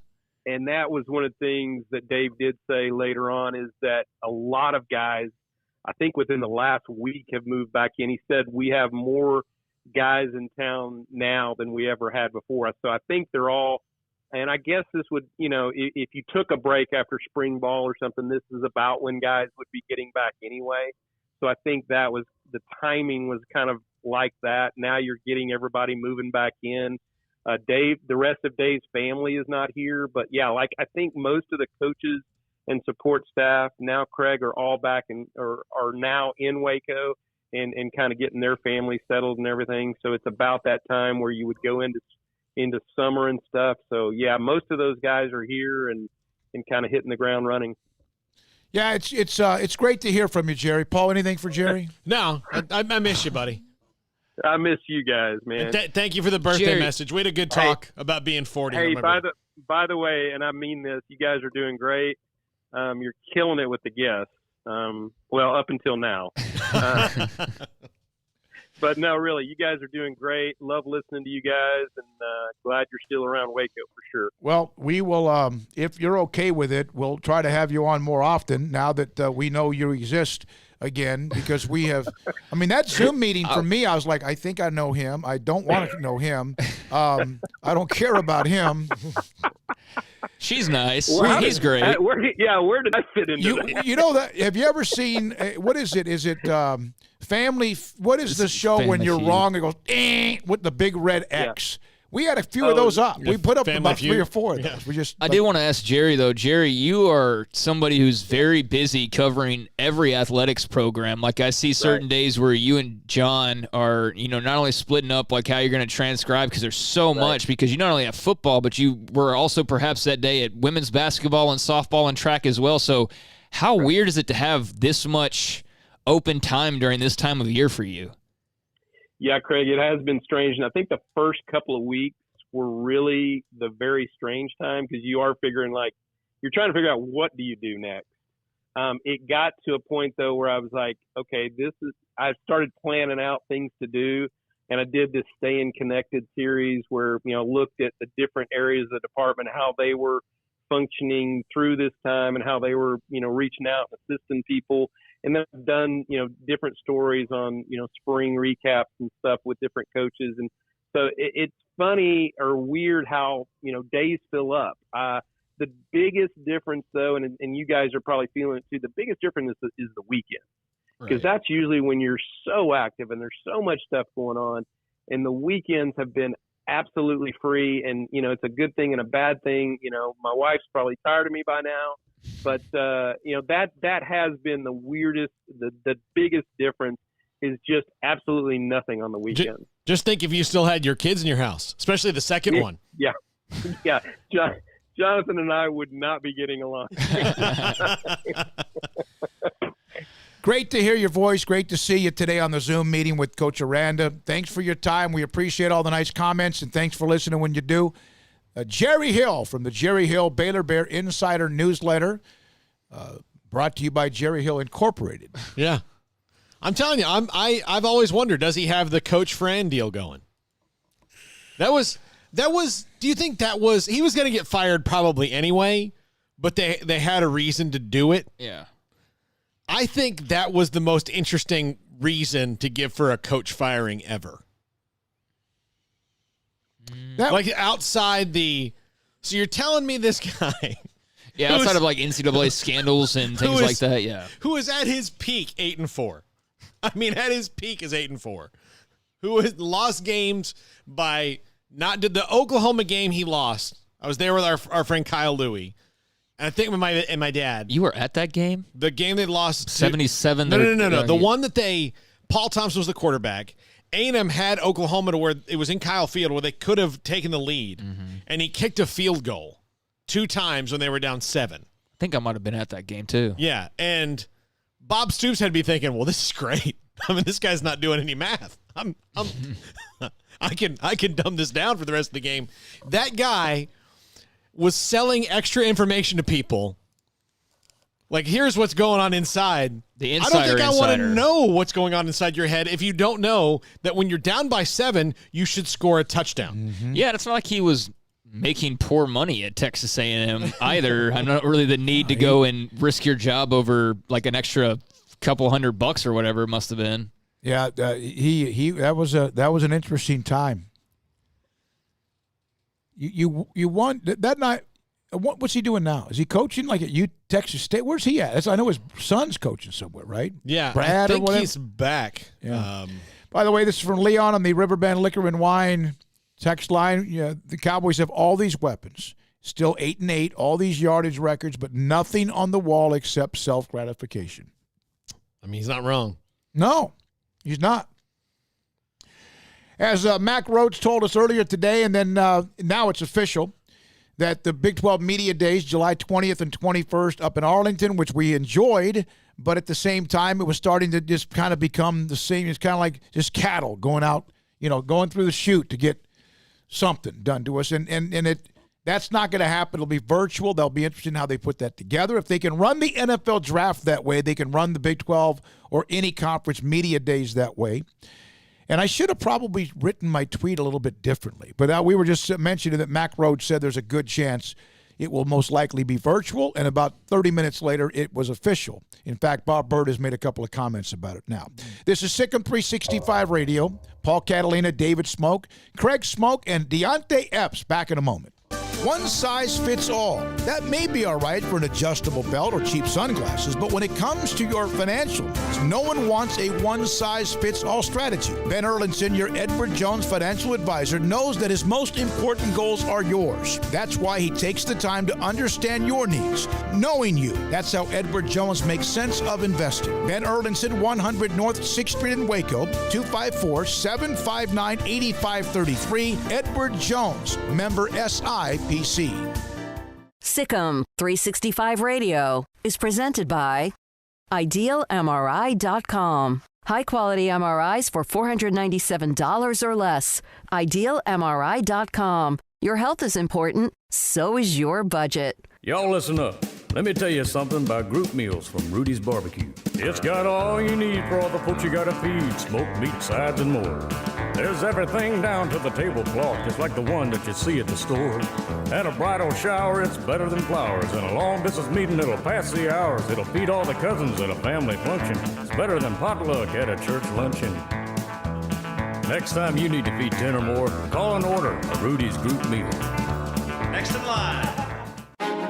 Texas board-certified personal injury trial lawyer and Baylor alum David Willis and Baylor alum Parker Willis are ready to help if you or a loved one has been wrongfully injured in an auto accident, SUV rollover, industrial accident, 18-wheeler crash, or were seriously injured by a defective product or recall drug. Call them for a confidential and free case consultation at 1-800-GOT-HURT or visit them at TexasTrialLawyer.com. Principal office located in Houston, Texas.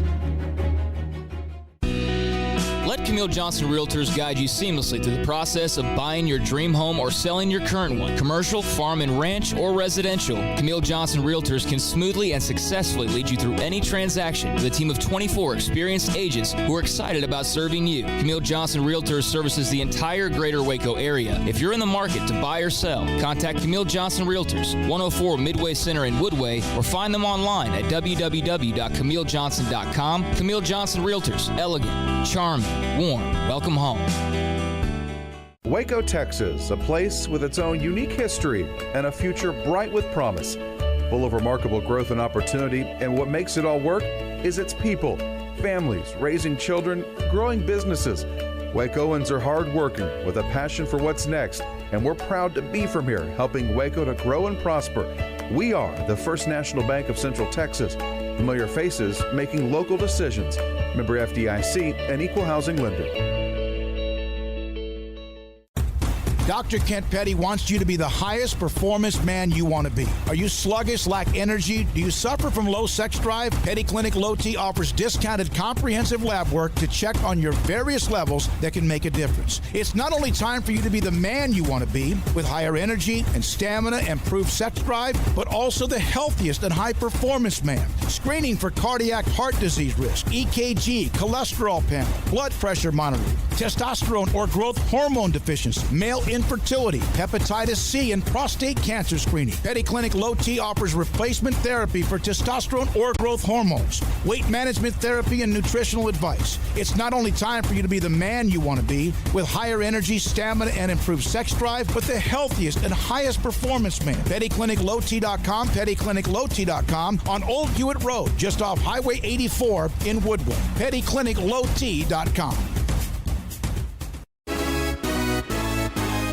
This is SicEm365 Radio. All right, last week we had Babe Laufenberg, a part of the Cowboys radio broadcast with Brad Sham, Christy Scales. And he was on the air to talk about Dak and the Cowboys and the draft and much more. And, of course, he also mentioned the story of his son Luke. Today, Jennifer Smoke sent us a couple of videos of the Blue Angels flying across the skies in Dallas.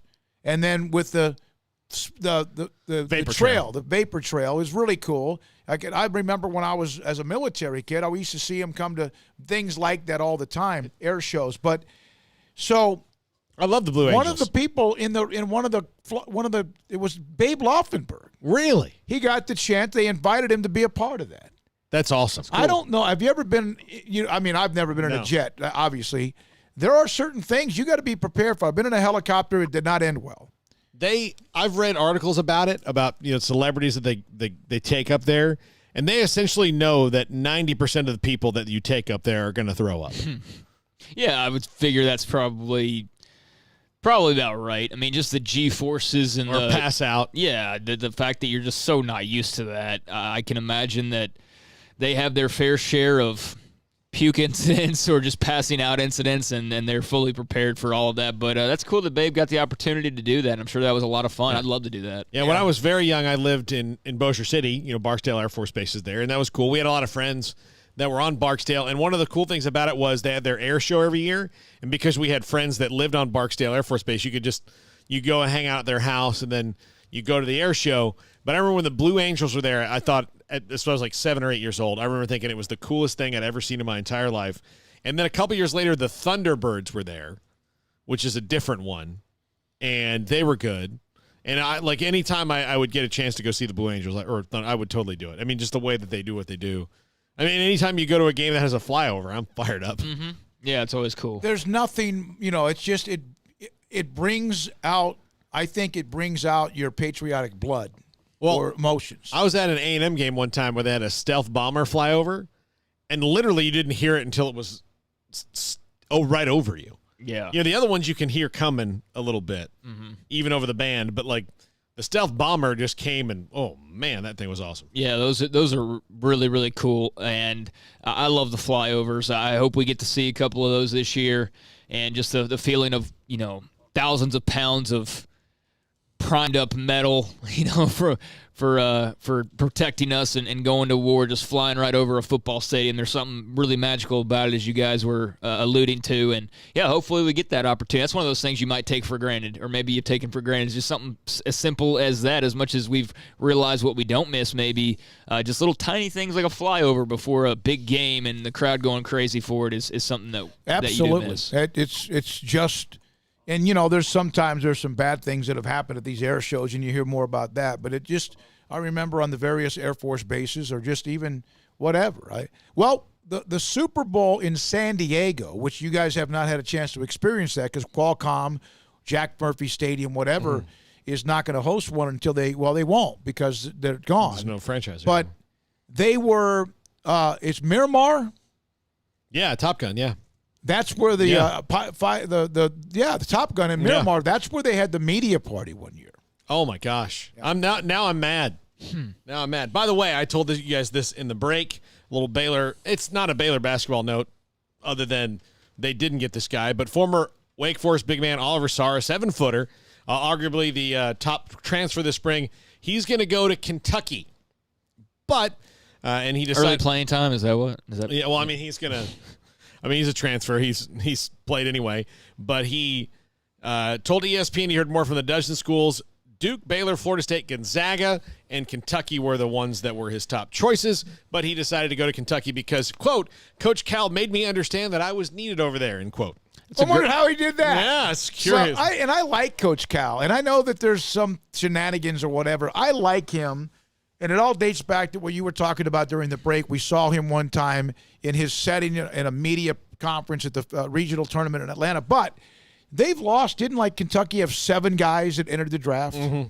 I mean, pretty much every year, yeah. Yeah, just wipe it out. That's part of the risk reward. It's a great way for Kansas to also celebrate the NCAA delivering its reply to their notice of allegations regarding potential violations in the basketball program. So it's a very fitting day for both of those things to occur, and not intertwined at all, I'm sure. But yeah, that's a Kansas has had their issues. Kentucky's had their issues. Kentucky's a desirable place, and so's Kansas. Those same schools, Duke.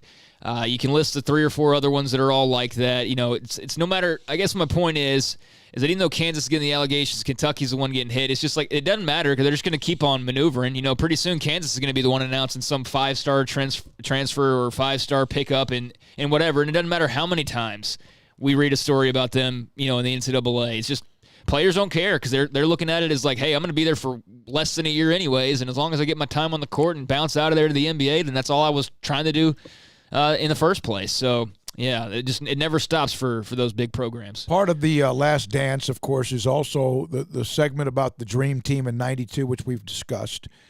Patrick Ewing today was on the Dan Patrick Show. His house was broken into in New York, and at one point they stole my medals, the 84 and 92 medals at the Olympic Games. So Jerry Colangelo, he was great, able to get me 2 replacement medals.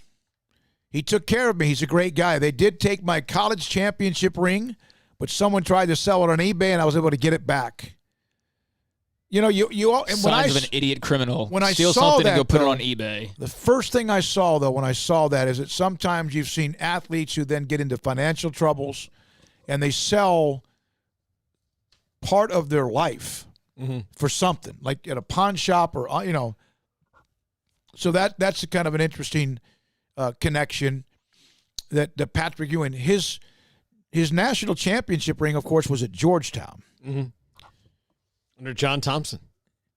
84, was that the year they beat Houston in Albuquerque? I'm not sure I know Houston lost to NC State, whatever it was. I'm not sure who Georgetown may have beaten that year. 83 would have been, I believe it would have been Phi Slamma Jamma. Was it 83? Yeah, 83. And 84, I thought maybe Georgetown the very next year beat them, and I for some reason thought, and I don't even know why it matters that I said Albuquerque. On the Riverbend Liquor and Wine text line, YouTube, Georgia Tech football flyover. Jets flew so low they violated their own safety rules. Matt, our first ever caller, Matt in D.C., thank you very much for the text as well. TJ, if you ever flew in a jet and you'll hit Mach speed, you must eat bananas beforehand. Nothing else. They will try to get you to puke. The pilots. Yeah, I bet they do. I bet that they have a lot of fun with that. But they've got to clean that up. Somebody's got to clean that up? These colonels or whatever, they're going to... Well, I guess they've got it like as there's somebody lower down the totem pole. But, I mean... Or you just take it back like up Val and pull the window Kilmer down. And Tom Cruise are going to clean it up? Yeah, I don't know. By the way, speaking of Tom Cruise, news just came down. Craig, did you hear about this? I have no idea. They're going to shoot... Tom Cruise is going to shoot an action movie, at the International Space Station. Oh, cool. Are you He's going to shoot a movie in space, like literally in space. The whole movie is going to be shot in space. That's awesome. It'll be even closer so that Xenu can come visit the set. Yeah. Maybe that's why he's doing this. Him and Xenu can hang out on set together up at the ISS. He's going to... How much is that going to cost? Oh, well, SpaceX is on board to help out with it. I mean, it's going to cost... Wouldn't it have been great if you would have said them and you heard that? Yeah. But, yeah. How come I hear that even where I live? It's a lot of force, yeah. You're sending something to space. It takes a lot of noise. I mean, I hear it. I've been outside with Woodrow in the backyard, and it's happened, and he's gone back in the house. He's like, nope. Woodrow is not the most courageous dog when it comes to loud noises and things. No, he's like, nope. I don't know what's going on. I don't like thunder, and that he knows what it is. Scott, by the way, on my Twitter page, not in Dak's interest to sign any long-term deal. New salary cap next year. Market could mean $35 million today, $45 million next year. Betting on himself when he was discussing the tweet from Todd Archer. Andy Dalton reached out to Dak via text message saying, hey, I'm here to help.